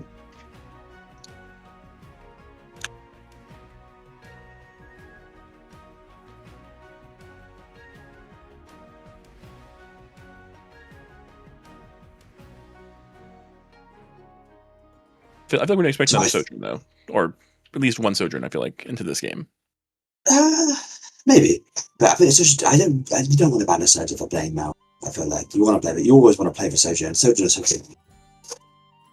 Yeah, and looks like we are going to be getting Tyla in for Kyria, and Alacrity actually coming in for Upriser on support. Mm-hmm. So that should definitely be interesting. Exactly. I don't know, I think it looks like, I think, okay, Goblin Goobers, they have had a Malga sync, which looked dominant on the Barley, and now they just get to win. However, I don't know, I think this Ryan, Lucio, Moira stuff, if we really lean into a whole frontline trade, just kill them, I think we could probably do quite well. There's no Kiriko on the enemy team, so there's no Suzu. I mean, we do have the Ryan and the Malga, which isn't surprising. We're actually getting a Baptiste on Punk space here. I don't like this. I don't. Okay. I mean, it's interesting. I don't know if the Baptiste is going to make a lot of sense. I feel like it does, though. Ooh. It makes it difficult to do. It's just like Bap is so hard to live on. Maybe this high ground is reasonable. Maybe you can get good ad value, but I don't know. I mean, we're getting some Metro Sojourn on both sides just to get BPL. out there a little faster. We stick the Sim. No, we don't. Okay. No, we get Vendetta. It was a good thought process, though. I would love to see it, but no. And we do have the Ryan versus Malga. We do end up having the Lucio Moira again, which is... It worked last game. It could work again this game. The movement speed, the additional orbs coming out from Moira. You don't expect the damage, I feel like, from Moira as well. And actually, we do have Malga jumping in onto the Vendetta and the Reinhardt. Reinhardt getting some shielding up. Vendetta getting some swords down. Alacrity gets the kill onto Brandon immediately off the rip from Goblin Goobers. So that is going to be Lucio down. And Vendetta gets close, take it down. She does have to run away. Reinhardt getting chased down. Does end up has both Sojourn and Moira taken out. And that is going to be Ryan taken down too. That is a 4-4-0 on the side of Goobers right there. Yes. These comps-wise, if they can play that angles, I think Boundless will just get completely overrun. Especially this high ground table, it's so hard for them. Because Reinhardt doesn't have a gun. And unfortunately, in Overwatch, having a gun is very good. So, it's actually usually wins the game, unfortunately. Unfortunately, 3 of the characters of Boundless don't have guns, which makes it really hard. However, we have a lot of actually taking out. I mean, the Vendetta has not been able to make any plays so far this round. Exactly, and it's just so hard to get in and get deadly when you're pre-fighted. There's element on the Sojourn that can be strong. 60% to an overclock already. Yeah, I mean, Totoro getting close as well, though, 53%, does end up looking at the Anron there. Does throw the Disruptor shot down. And Anron's going to be able to just keep them at bay over there. That is going to keep 2 of them there, actually. So Anron's just pulling them over to make sure it's a 4v3 for their team. And we do get the shatter down. We do see miss. Reinhardt's getting close to dead too. Does drop his shield for a second. That would have been crazy if Element took him. Does end up getting the Disruptor shot to kill, and that is going to be Punk Face's orb going down. We do see Boss Face getting taken down as well by the Sojourn, and that is the first point over to the side of Goblin Goobers. Exactly, and that's just a nice fight win for Goblin Goobers, and with using no ults. It's just looking really, really hard for ults. Yeah, I mean, honestly, I didn't know that they just didn't use ultimates. That's insane. Like, they're about to have a full 5 stack of ultimates, and as long as they use them, like, in good timings, they're not going to have any issues, really. That's the biggest thing, I think. Yeah, like, nine Vicious at 50% to some of the blades. It's just so hard. Playing this Vendetta into this Malga stuff. We use the window, we use the OC, and we get nothing from it. A nice kite from that band as well. Colt came out. Colt's gone, and was back in the neutral. We do have Juno coming in as well for the side of Goblin Goobers there. The Malga just tearing through that shield, trying to get some kills down. They do end up breaking it down. We do actually have Vendetta getting the kill on 2 Punk Space. Onron getting a double kill on Luke and Brandon, with Vendetta and Moira getting the kills down onto Alacrity and Element, with Skin and Tyla coming in, getting the rest of those kills. Moira, the only one left alive, does end up getting beat down by the fans, and that is going to be another Goblin Goobers win for that fight. It was. And, but ult-wise, use it a lot on their side, but Boundless also use the side. So it's just back to a neutral fight, close, we have a sending blade, close another shatter. But using those ults in these comps is so hard. Okay, that's going to be the 3rd shatter of the game as well for Luke as well. And that's going to be Alacrity getting taken down early by the Lucio there. We do have Sojourn and Baptiste up there. We see the ultimate coming on, does end up only getting Vendetta. Oh my gosh. That is going to be Boundless coming back hard in that fight. We do see Baptiste and Sojourn kind of hanging out, just trying not to die, living as much as they can. High ground is taken over by the side of Boundless now, with Lucio coming in hard, trying to fight them. And that's going to push them out of that area with 56% to 13% currently. Yes.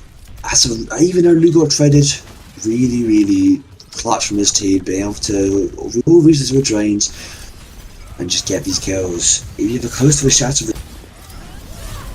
this is actually looking very winnable for Santa. Oh my good. The charge almost takes her out, but it does end up going down anyway. We do have another hammer down coming in from Ryan. Huge ultimate there. Does end up getting down the Onron and Sojourn as well as Malga now. All 3 are down. We are going to have Vendetta going in hardcore trying to get some more kills. And that is going to push them away from that fight as well. Honestly, great ultimate usage by the side of Boundless there. 100%.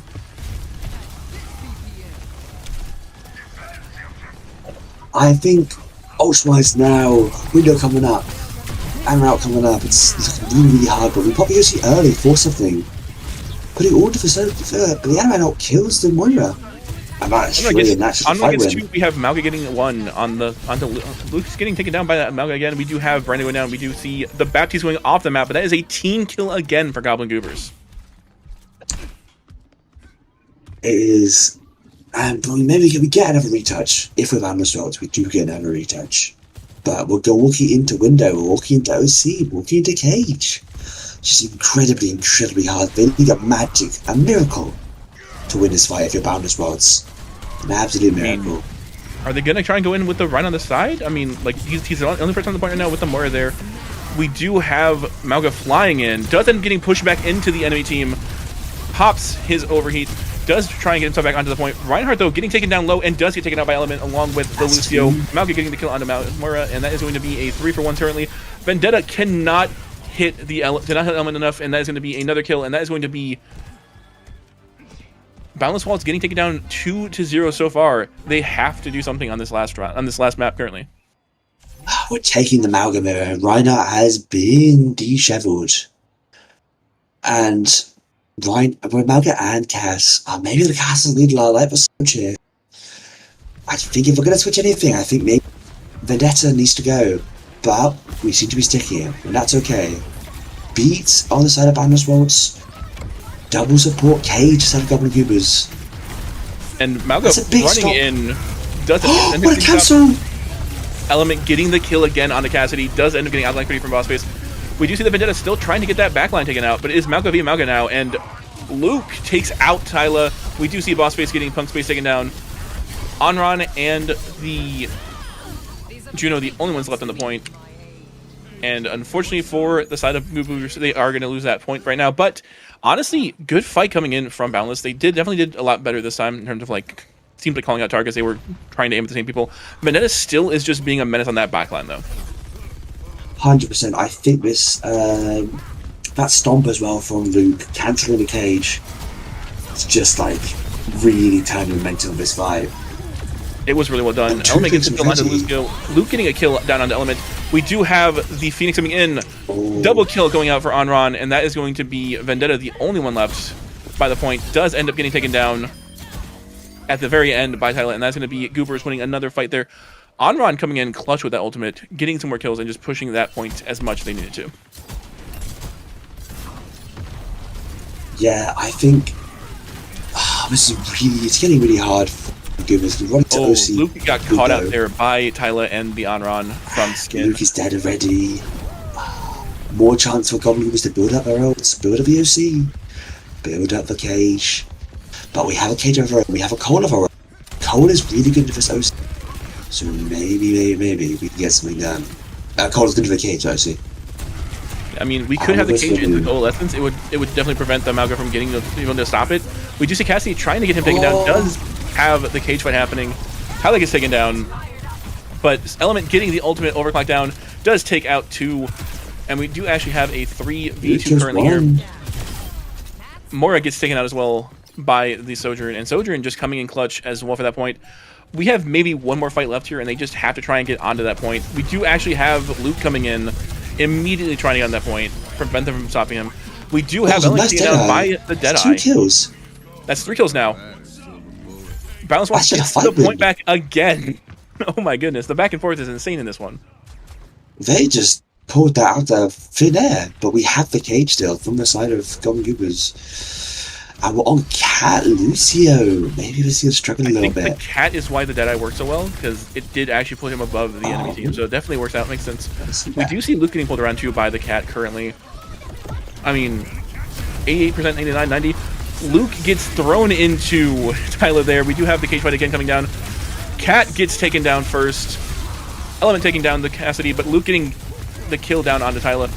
We do have Baptiste honestly just getting demolished there. Juno and Sojourn there. So Juno gets taken down. Sojourn still alive by herself right now, trying to go into Vendetta Malga. And he actually doesn't end up getting the kill until just now, and that's going to be 1 point over to the side of Boundless. We are on to the 4th point now. You know what I say? Every reverse sweep starts 2-1 down. This is what we like to see. The Malga now playing for the side of Boundless Worlds. Looking quite good. And we're switching again on Totoro down to Tracer now. So we went from we went from Cassie to Tracer. The Vendetta's still sitting there though, still there, and Element actually switching away from Sojourn into the Cassidy as well now. 100%, and then Onron getting caught out first by. Yeah, go ahead. Sorry. Oh no, I was saying that was getting the pre-fight, but Boss Face nearly traded. No, we live. And Totoro killing, but looking suddenly. Boundless watch with a breath of fresh air. Looking really, really solid on. The cat just swung. And the cat has been drowned! The cat they has drowned been the cat! That is unfortunate. Glug, glug, glug, glug, glug. Tyler and Luke having a Malga fight over here on the side. Oh, does Luke's have the point really now, though. He does get taken down by the Cassidy, actually, as well. Maybe overstepped. And we have more cat damage here happening. They do not like the cat. He wants to get that thing taken down. We do have Goobers taking back the point, and fight after fight, just non-stop action here. We do see Tracer fighting the Onron almost consistently over here on the side. Yes, but ult-wise, Boundless Worlds are so many. This fight is going to matter so much. Do we dare or need to write trades? Do we even win? They're going fast, going. But we'll see how it goes. It's a catnap, and he kills himself. He gets taken out by the flashbang. The ultimate from Vendetta does end up getting Onron out. Juno getting close. Cassie and Juno there take down the Vendetta. Malga taken out. Another Malga kill. Cassidy, dude, Element looking good on the Cassidy. Juno gets a kill out and onto the Tracer, and that is going to be another win for the Goobers there. Exactly, but this is they didn't even use that much. They just used 2 outside of Goobers. We still have this window cage and whatever Anran's out's and we have 2 more to the side. Boss face going on to the Anna. Yeah, Luke going hard into the Cassidy. Does throw the cage fight down. Cage for cage. Ends up not being able to kill Cassidy though. Cassidy lived. And Element on the Cassidy gets to get a double kill there for himself, and that is going to be a boss or a Goblin Goobers win for this one. That is going to give them the first win of the season so far. And honestly, crazy back and forth on each of these points. Goobers just barely slip it out on that last fight. Honestly, Element slipping out of that cage fight ended up winning them that point overall. 100%. That cage is looking so good. And just a very clean fight win. Now can't be very good for them. Signs of life from Boundless Waltz though. Don't count these guys out. These guys did look really solid. Absolutely. They fought till the very end to try and get that win. And Goobers just barely slipping through those fingers of that fight.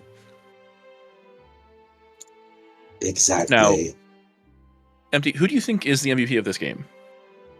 I mean, I think he played all 3 maps. I think it's just Element. Element just looks super good. But I absolutely have to agree. I mean, it has to be Element. Yeah, Element or Tyler, I think, are both up there. Tyler, for the 2 games that he played, the Mauga was just unstoppable.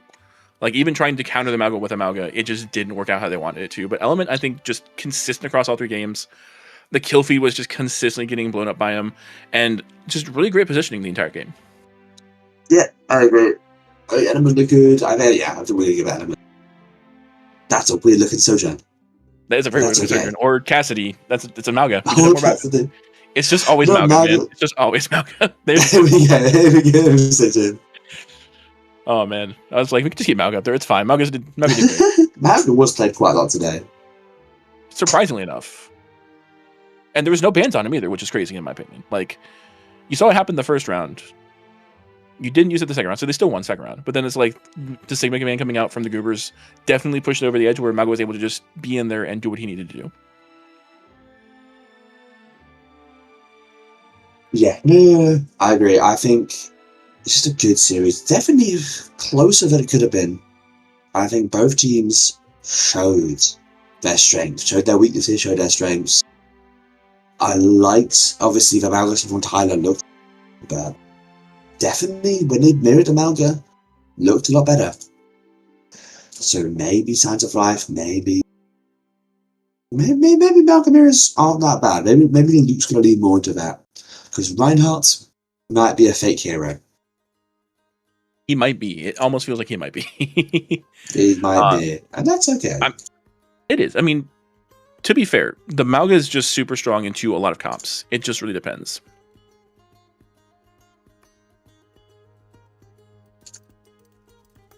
It is. All right, we're going to take a quick break before we have our last game of the night here. Thank you again for joining us overall. And we'll be right back with you.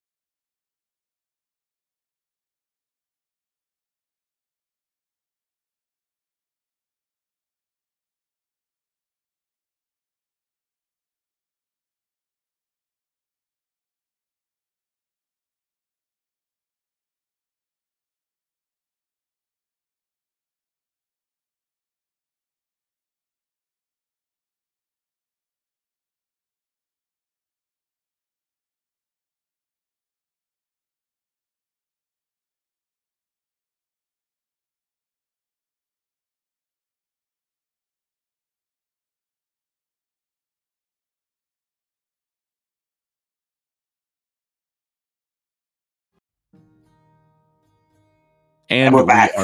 Yeah, exactly. Very quick break here before we get into the last game of the night, which is Eternal X versus Sixth Kingdom. Very, very good to see. This game is going to be very interesting. A lot of different players on each side. I actually have no clue which way it's going to go. I know the players, but I don't know the teams. I don't think I've seen the teams play. So, both are 0-1, so neither one are map yet. Yeah, this will give us another 1-1 team. If we get a 2-0, that will put them into third place, tied with Freefall. If not, we'll have a fourth place and then 2 fifth place teams. Or yeah, I will say Sixth Kingdom did make it to grand finals in kickoff, where Eternal X got knocked out at the beginning. So if we're looking at the pure numbers, I think it's looking towards Sixth Kingdom. But who knows? Maybe Eternal X have leveled up since kickoff Clash. Oh my! So many Shions. it's always Xion. It's either Xion or Malga, depending on the game at this point. Is it Shion? It actually might be, right? I see. I a lot of new faces. I recognize a few. I recognize Laura. I recognize 2-bits. But a lot of these, I believe, are Eternal players, like from the Eternal org. I assume so because they're Eternal X. So it's good to see. Maybe it's got some synergy built up. I don't know if you know much of these players. I'll let you talk about that. Yeah, I mean, like I said, I'm still newer to the scene. I mean, the double Xion from their DPS is definitely interesting because it's like who's going to end up getting, who's going to Rochambeau for it basically at this point? Who's going to get the ability of playing Xion in this game tonight? Yeah. I hope we see Lightweaver. I'm going to say it. I like Lightweaver. And the side of Sixth Kingdom, these are players I do actually know quite well.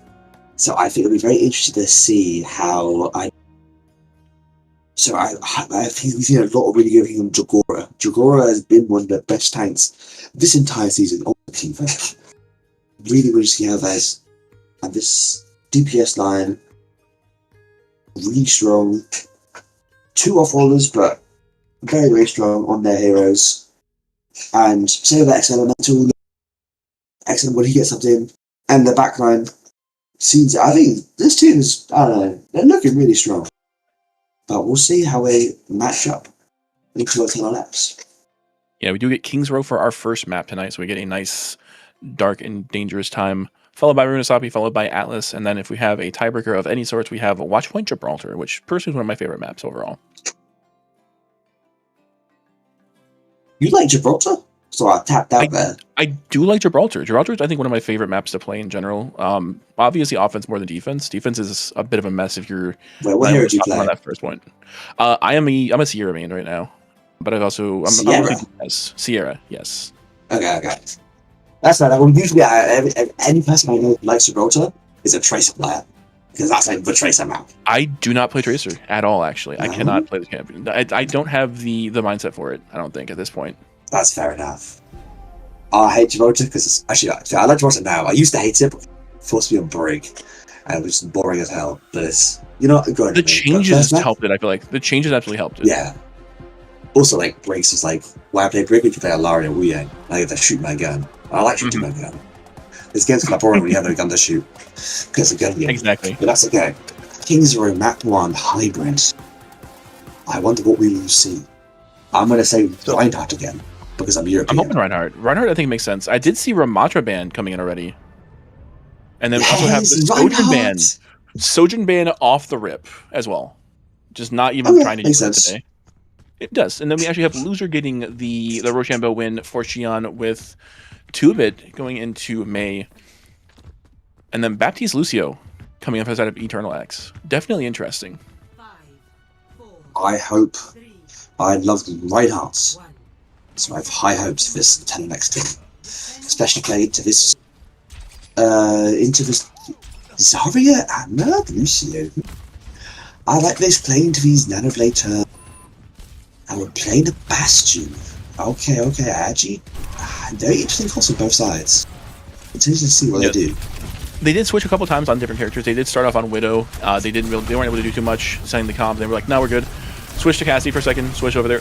We actually do have the Zarya getting caught out very hard with that wall from May, which is a great wall to do. Reinhardt actually gets taken out by the Bastion. Baptiste goes down to the Genji, and Again, actually, Bastion gets taken out by the Xion over on the side.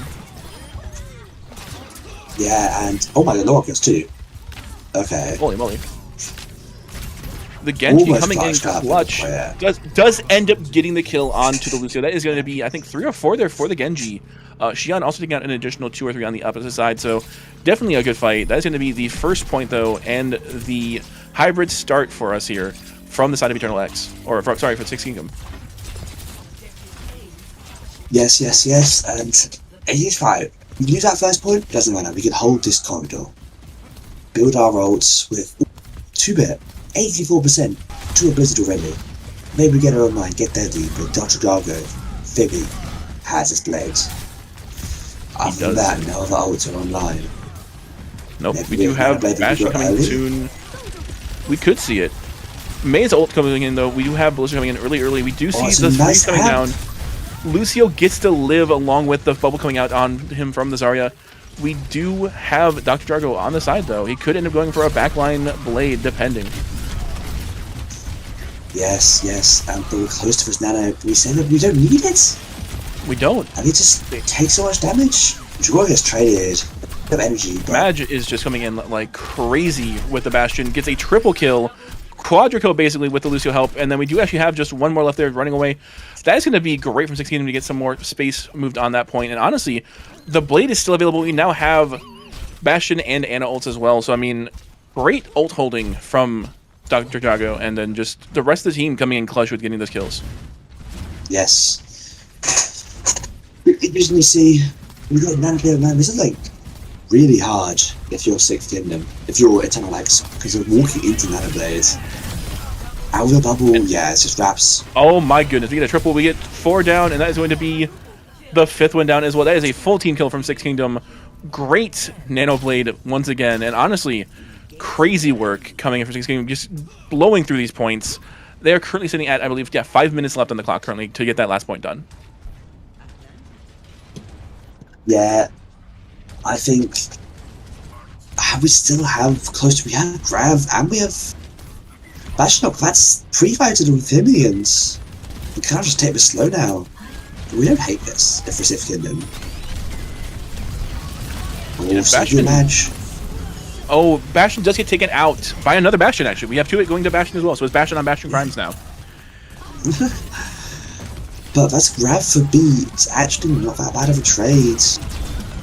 We open up with the Bastion bombs. Yep, we do have them going through. We do see some good damage coming down. We do get 2. Both supports are down from the Bastion ult currently. Streets are probably the biggest Bastion ult of all time. Reinhardt's gonna get stuck here. Slept. Gets blown up. Major gets a double kill with the Reinhardt and the Xion. And that's another team kill from Sixth Kingdom. This is crazy. And we still have beat. Mustard still has beat. He hasn't even used it yet. We have beat. We have beat. We have, but there's double DPS and Shatter. Reserve Eternal X. We can't lose this fight if we're Eternal X. This is an unlosable fight. Shino out. Eternal gets the kill. But is it too late? Ooh, Xion actually gets away with that. That's a double kill for Davion. Oh my goodness. That is a crazy turnaround from Eternal X. Keeping the points.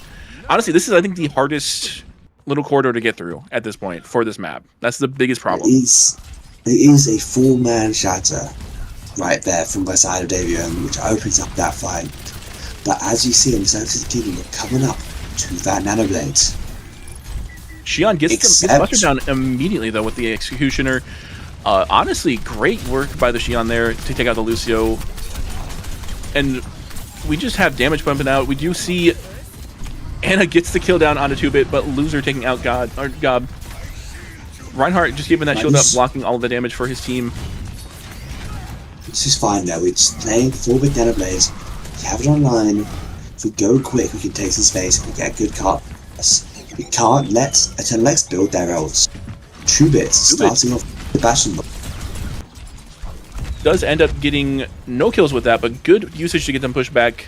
We do see Dr. Jargo on the side, just trying to get some more damage down on that flank.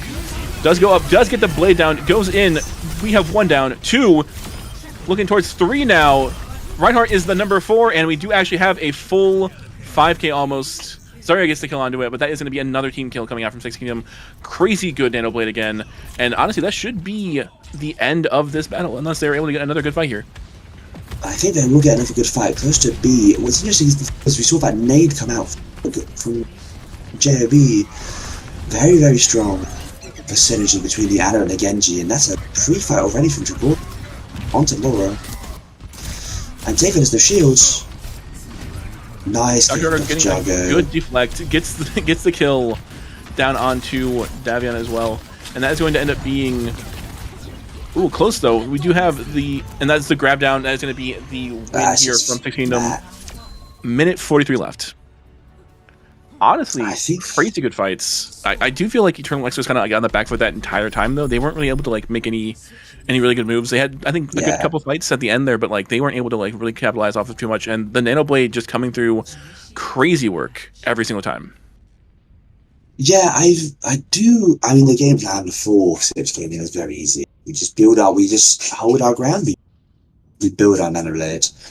But even that, I think Gob was looking really good with the nades. I think every single time the window, it was naded. Every side fight, it was naded. The unsung hero, I think, it's very easy to look at this and see Genji in the kill feed every fight. But I think God building these nanos quickly and getting these nade values off just showed very, very strong from this team. And I hope we see that on their defense. I mean, they aren't making any changes. Same exact team comp going into defense. We do have the Lucio, Ana. Again, Gob, crazy work on the nades. The sleeps as well.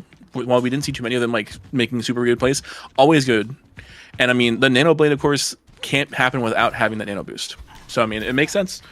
Ana, again, the supports are always like unsung heroes, I feel like. They don't get enough credit sometimes unless like they're getting like crazy kills on like Mora or something. But honestly, Mustard and Gob just crazy good work just holding down the team.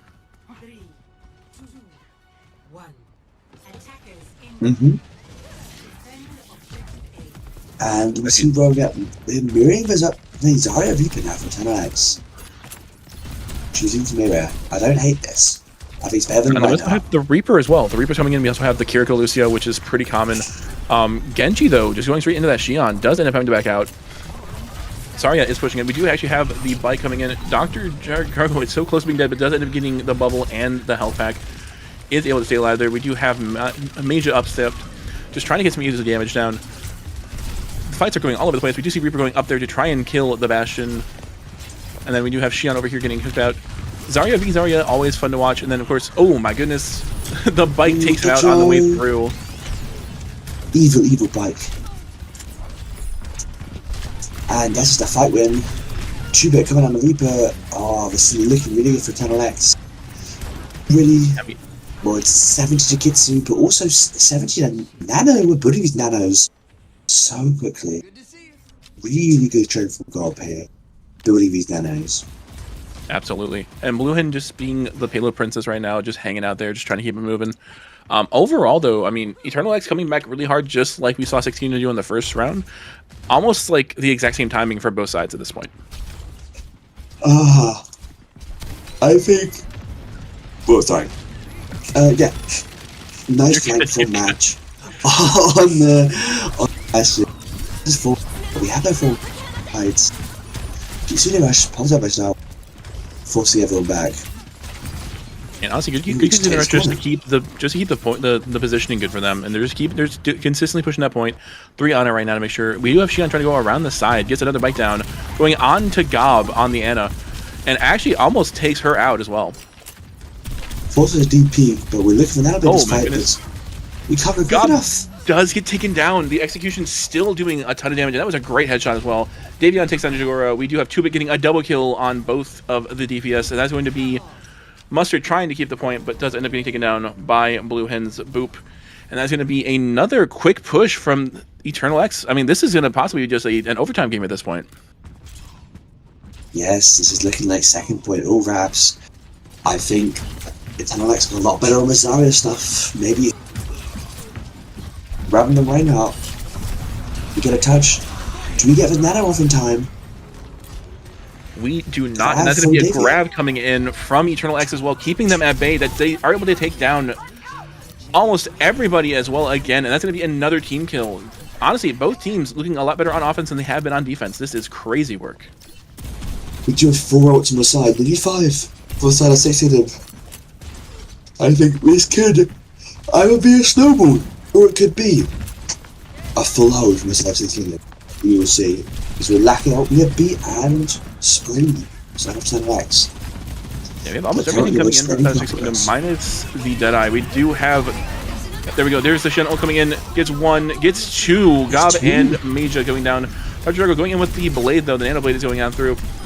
Is trying to get some kills, but doesn't get taken down by Davion. Jagora gets Blue Hen down, though. And we do actually see Jagora getting taken down by Davion and the Xion, and that is going to be another team kill. This is just back and forth the entire time. But honestly, Eternal X makes this look a lot easier. Yeah, the Snowball is insane. You lose the fights with Nano. Losing with Nano Blade ground fight is just impossible. We can't lose that fight, which means 6 kills on the back foot. But as I say that, Marsh, he gets that kill onto the... And suddenly, everything... Yeah, I mean, the Kiriko coming through as well, doing a really good job there. And honestly, the biggest thing we're watching here is just them keeping them at bay again, just trying to keep as much time on the board as possible for themselves while getting them pushed back. But we do see Tuba coming in, trying to do some damage, but does get taken down by Davion. Actually, Dr. Drago, sorry, came in on the Reaper there. My bad on that one. Davion just pushing that up. Sorry if he's Zarya, but we do have the... 4-man beat. The beat is insane. 16 them trying to keep that their hopes and dreams alive here. They are getting so much damage pushed out. Davion backing up very well, trying to keep that space made. And they're going to have to just try and regroup here and come back in fighting again. Suddenly this is looking really, really good from the side of 6 Kingdom. They have this time to build their routes. We have this Kusune rush, we have this... The grab coming in, we get 1, 2... Major takes down Tubit, though, so that's going to be Reaper down. We do see Jagora getting taken down from Davion. We have Major getting taken down and Gob as well, so that's going to be Eternal X with 3 minutes left on that clock. Eternal X looking so good at the Zarya stuff. Just a complete flick of the wrist. Absolutely, and it definitely felt like I feel like they should have just gone Zarya at the beginning at this point, because it's like, why not go Zarya if you're going to be able to play it as well as you are? Exactly. I think so. Now we're mirroring Zarya. This game's become a lot easier. The Zarya Reaper looking so strong, especially into the Ana to be able to bubble on. That she can do. No, and we do get to see some overtime now, which is very exciting. Yes, and, I mean, honestly, all perks are unlocked. Everything's on the table. If Eternal X just keeps doing what they were doing, they should be able to win this pretty easily overall. And they are going to be on defense first again. They are keeping the Zarya this time. They're keeping the exact same team comp. We have 2-bit sitting there on Reaper. We have Xion on. We have Laura on Xion still. Blue Hen and Starwolf going through the Lucio and Kiriko. And we're not changing too much on the side of 16 either. We do have Dr. Drago still on the Genji, but we do actually have Meija going to the Xion now.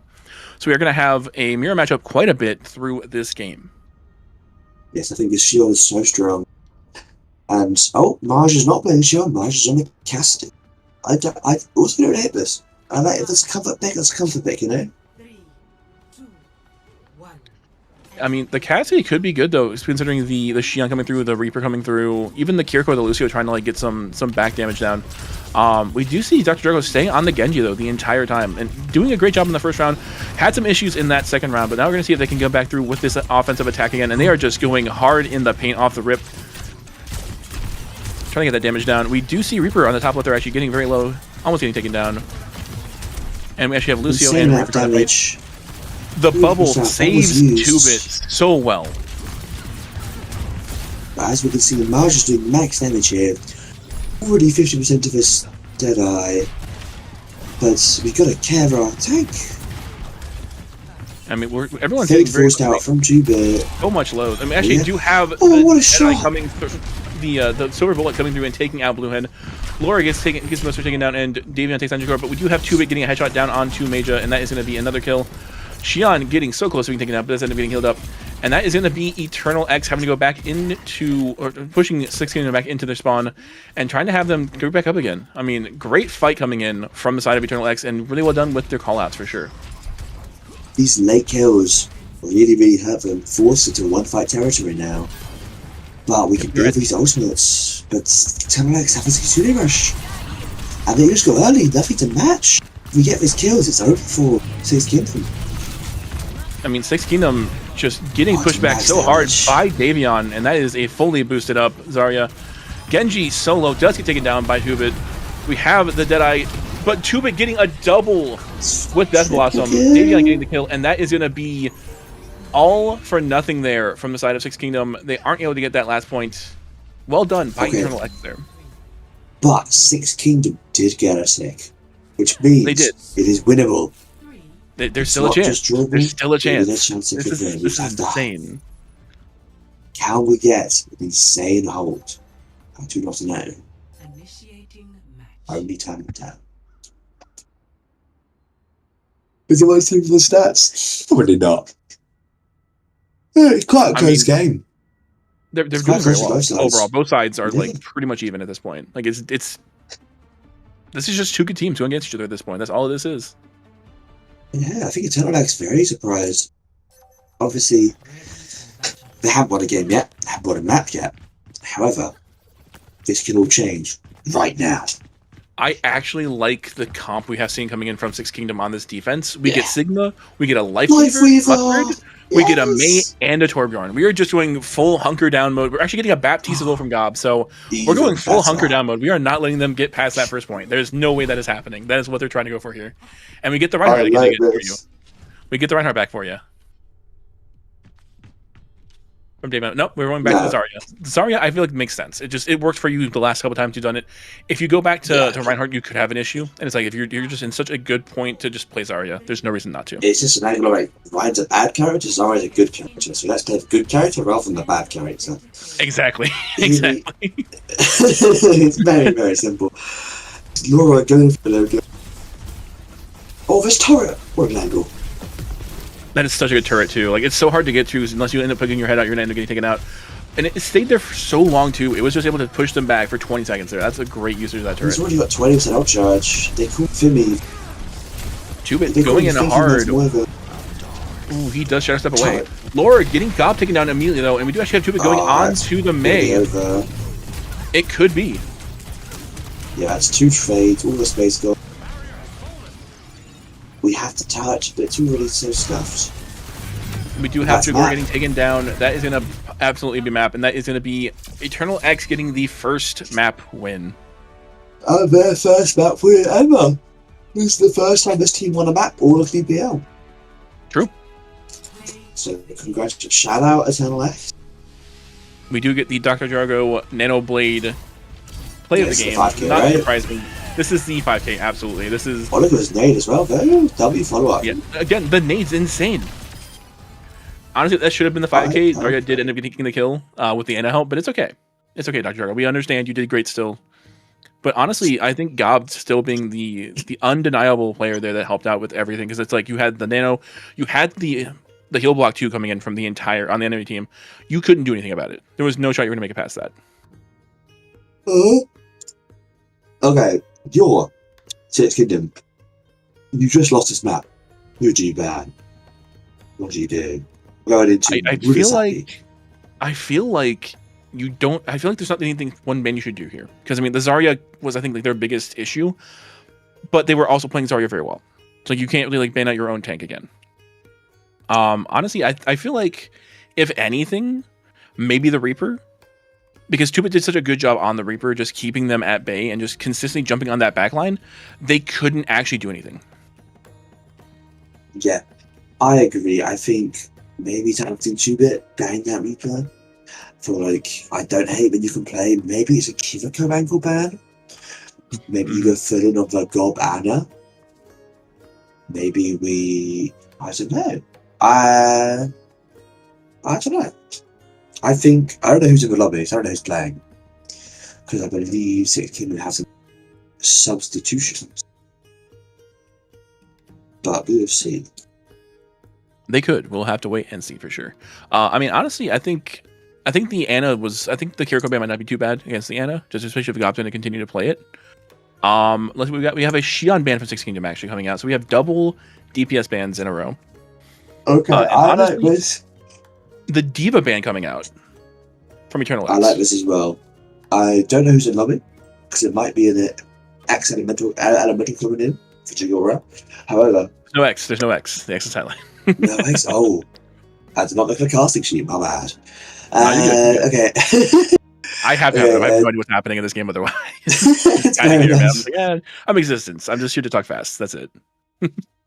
Yeah, that's fair. That's good. I'm glad you got that. So slow right now. Okay, Diva ban targeting Jagora. Shion ban, also Protect ban. I believe Miku's coming in here to play the Tracer because that is her signature hero. So protecting ban, stop banning. I like. Very 2 for Ant. The Shion definitely would have been an issue, I feel like, into the Tracer. Whoa. Oh my. I did see it, sorry. No, you're good. You're good. Like half a second, you're fine. That was not that bad. Good. Okay, 2 for Ant. So different DPS coming out then.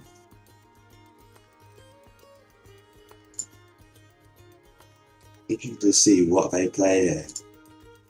With these bands. I like having Shion being gone, forcing to play a hard hit scan. Maybe we see the Reinhardt?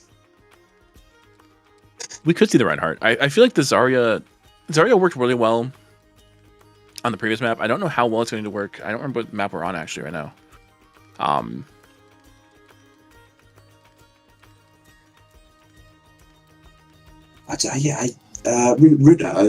Ryan actually, Ryan on Runa is bad, but like Ryan on any map is bad.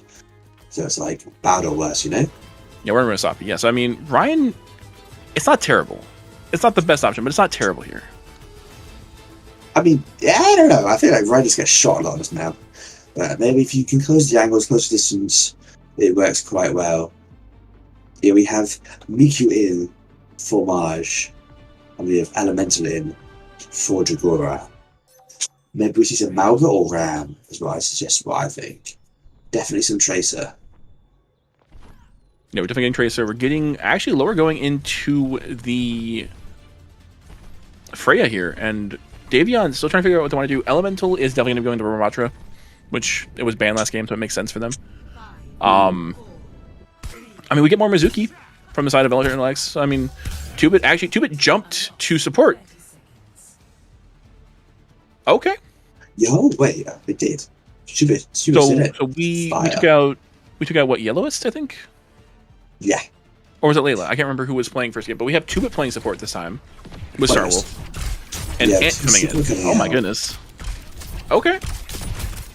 I think if the 6 of them 2 players first, they could run him over, but this Kiri Mizu 6 stuff, super strong.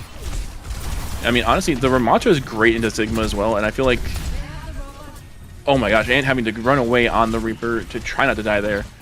Ramatra just taking over so far and just keeping them at bay. Sigma like, very low on health. We do have the Mizuki blockout there coming in.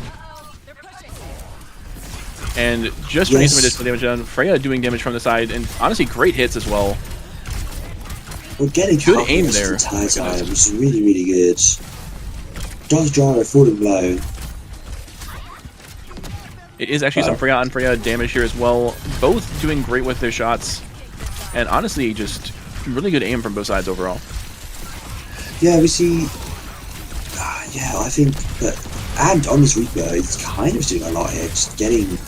He's already got his Blossom nearly. And just burning down his tank and Elemental Falls.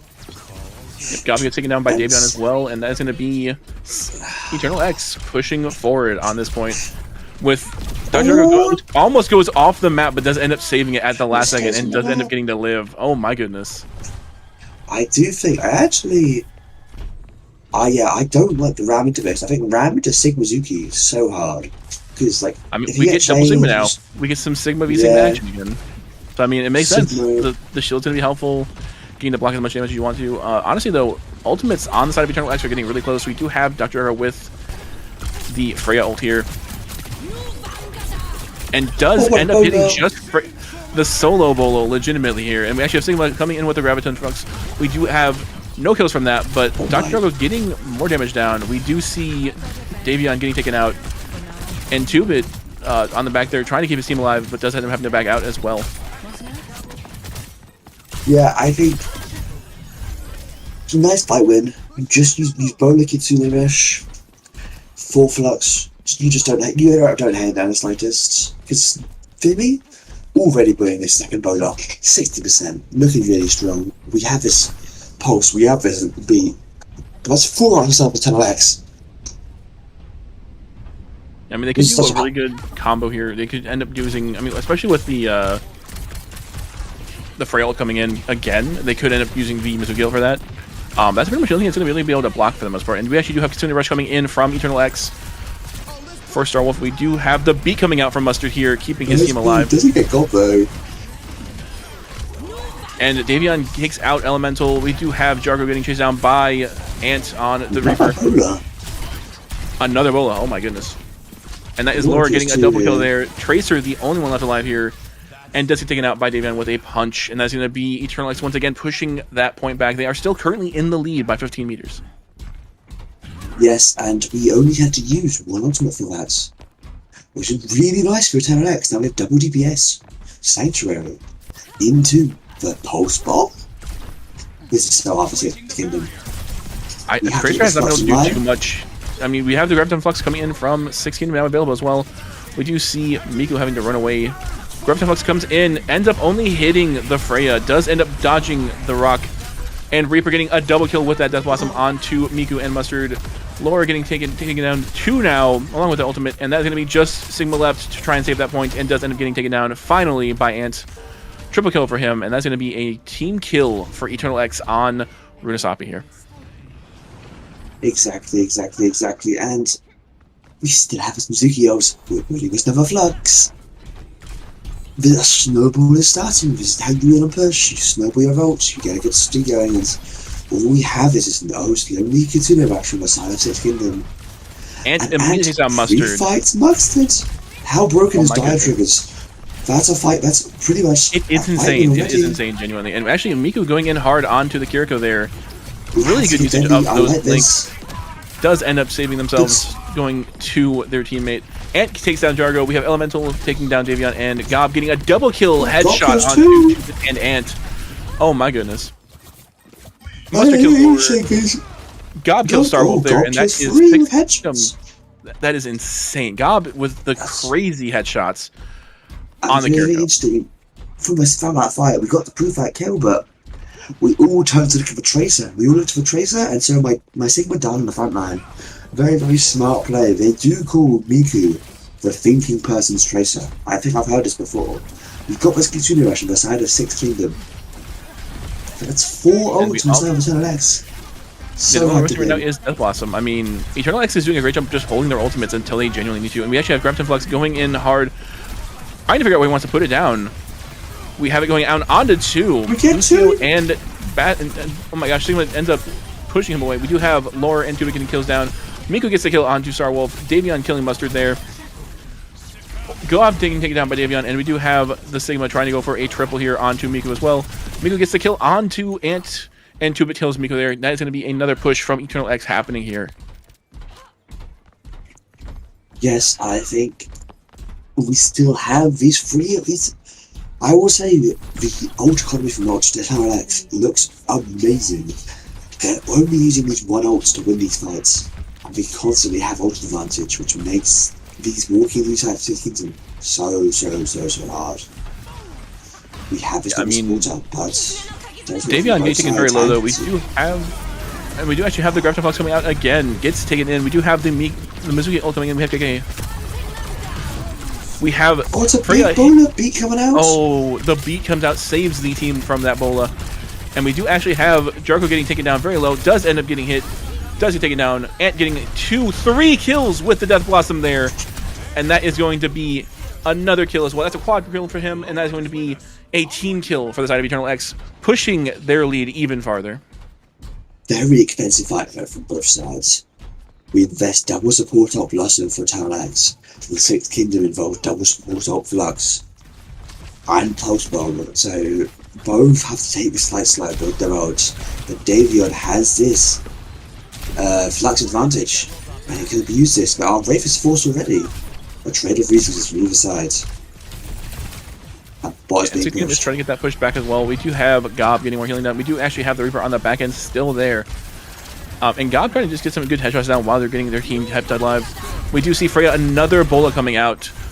Deadeye coming out for two of them from Jargo as well. Triple kill onto from Mustard onto Ant. We have Elemental killing 2-bit, and we actually do have 16 trying to get that push down. We do have a team kill coming out now for the side of 16. This is a back and forth consistently at this point.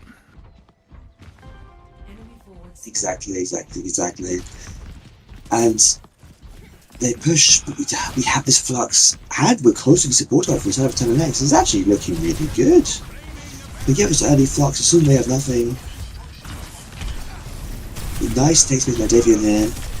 He does get rocked down there by Davion going in flux on both sides. Hard. Gets two, almost three.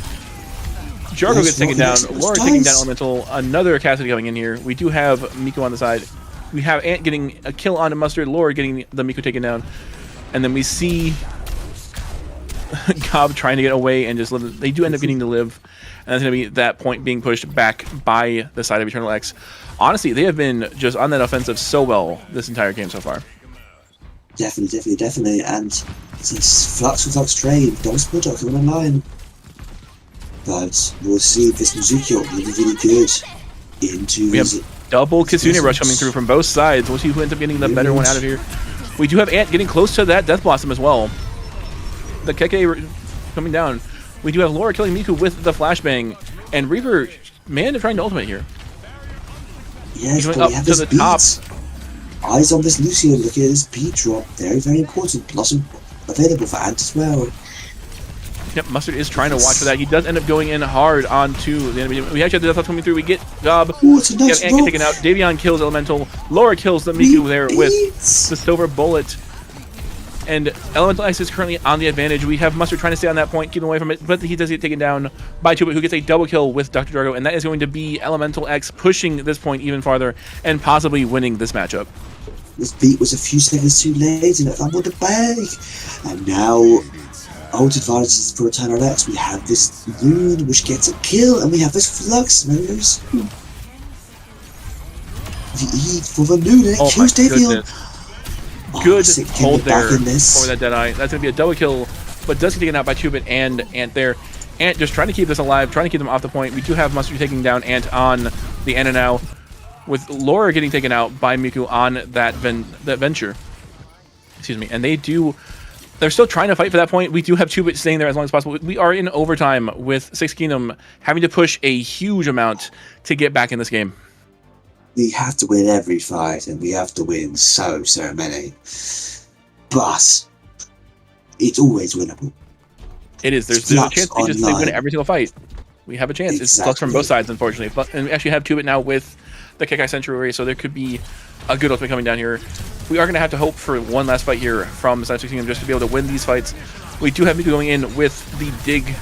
Does get on the back line. We have Davion going to both supports. Does end up getting just Jargo gets taken out. We see Gob getting taken out as well by Davion. Ant getting the kill on the Mustard on the Ana, and we have just Elemental there, and that is going to be taken out. That's going to be the win for Eternal X. 2-0 down on Six Kingdom. A nice. I mean, that they always have been that fight, didn't they? It was never doubt in that map. Every single lead was always in the side of Eternal X. And Laura getting always played the game. Good.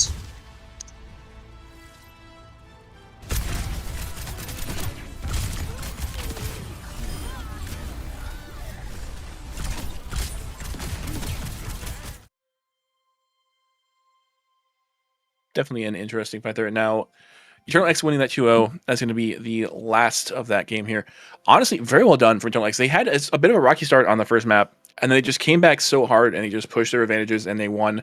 And then this one, they were just in the forefront the entire time. Exactly. I think just a solid performance from everyone. No one looking particularly weak. Just a very, very solid performance. I mean, even with 16 being on the back foot, they were still pushing as hard as they could. They were still trying to get their fights in. They still got a couple good fight wins. It just wasn't enough to stop that push from Eternal X. Yeah, I think Talonhex just looked really, really good. DPS line specifically.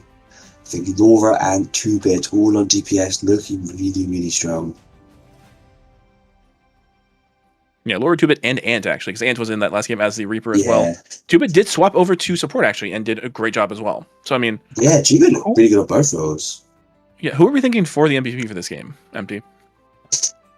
I think it's between Laura or 2-Bit for me.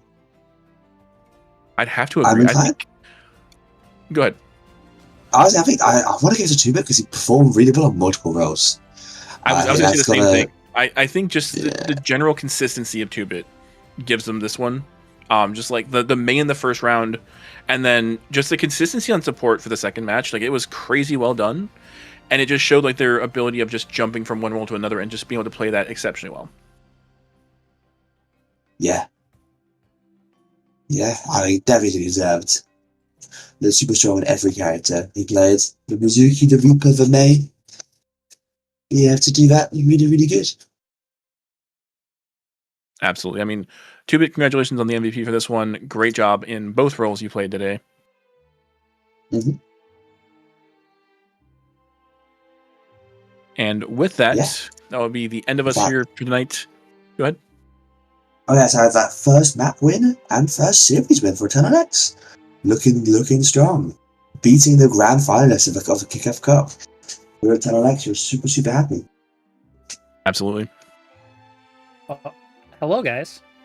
Hi there. Oh my, knock on wood. It's knock on wood in this in the background. I just wanted to run you guys through the standings, see where we're at the end of week 2, because we did it. We're on to week 3 next Friday.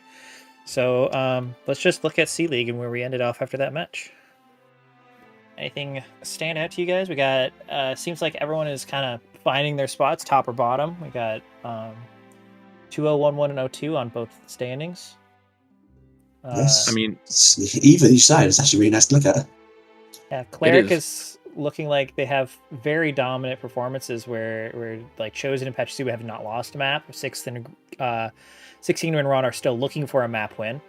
Versus Elvish Soul Knife and the other team is the only team who's like not lost a map, right? So maybe Cleric's more decided out. We'll have to see. Maybe. I think 16 Oh yeah. Yeah, I was gonna say I think Elvish Soul Knife looks like the team to beat over on Crusader side, because Yatagarasu, even though they have a 2-0, they still end up losing a map. So they're still like one behind there technically. Yeah. All right, and on the B League. So some of these are going to be weird, right? Because B League has buys, right? So some of these are going to be played 4, some of them are going to be played 2 maps or 2 matches. So yeah, Danu, Slime City Monarchs both lost their first 2 matches, so they're sitting on the bottom there. And Hangzha on the right, looking to be that team to beat as well, and Bard being 2-0. So absolutely. I mean, this is only week 2, you know, like everything can change. Very, very interesting to see how it evolves, but our standings are what's what are. We have our leaders, but we'll see. Yep. And last up, we got A League. Yeah. I got no real comments there yet. Black Crown, you know, really dominant over in Alchemist, so interesting to see where all these groups end up. And yeah, anything else from you guys? No clue. Shout out A League. Shout out my league, I guess. I don't know. All right, well, thank you to all the staff who made this weekend possible and all the other weekends. If you want to sign up and join, we got WysTome, who's helping us for the first time this season.